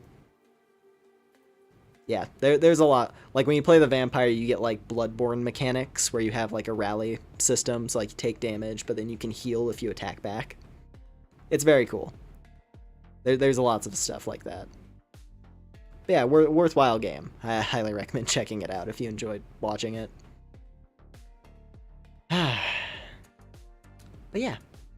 Anyways, once again, thank you all for hanging out. It was very fun. Fair play. I mean, hey, from what I think the game is pretty cheap. Not to, like, shill too hard, of course, but, like, yeah. As far as I'm aware, the game is fairly cheap, so, you know, it is something worth, like, having in your Steam library, I feel. Like, if you have like, a few bucks to spare for it. But yeah. Anyways. Once again. Let's see. Should have my, yeah. So, tomorrow night, just to make sure I cover information. Tomorrow night, what was it? Yeah. Tomorrow night, we have another stream lined up. Same time, starts at the same time this one did. And we're going to be playing Pal World, like I said before. Quite excited to show you all the stuff I've been getting up to. I have dumped quite a number of hours into the game on my own time. And yeah, I'm excited to show you all the stuff I've been working on and all the pals I've collected. And hopefully we'll be able to make more, like, progress. I definitely want to knock out more of the tower bosses. Heck, maybe even all of them. Like, I may try to knock out all of the tower bosses next stream. Because I've been working. I've been working and I've been grinding. So yeah. Also, I have this stream idea. I'm just gonna let you all know I have an idea for a thing that I think could be really funny. I got the idea looking back at some of my old streams. Like, I've been doing this for years or something. No, I haven't. I looked back in my archive, and there was one stream I did that gave me an idea for a thing I could do now, but it's gonna take a little bit of prep work. And I don't know if I'm gonna do it as a stream or a video, but yeah, I'd say keep an eye out. I might put like a little hint to it in the Discord at some point, or I might just drop it outright, depending on when I get working on it. But yeah, point is, I have a video idea that I think could be really funny. It does connect to Pal World. I will say that much. It is a Pal World thing. So yeah. Anyway. So many pals in the world. Yeah. I think that covers everything. So anyways. Sorry not to ramble on for too much longer. Yeah. Thanks all for hanging out, and whatever your time zone is, I hope you have either a good day or a good night. And yeah. I'll see y'all tomorrow. See ya. Bye. Bye. Bye.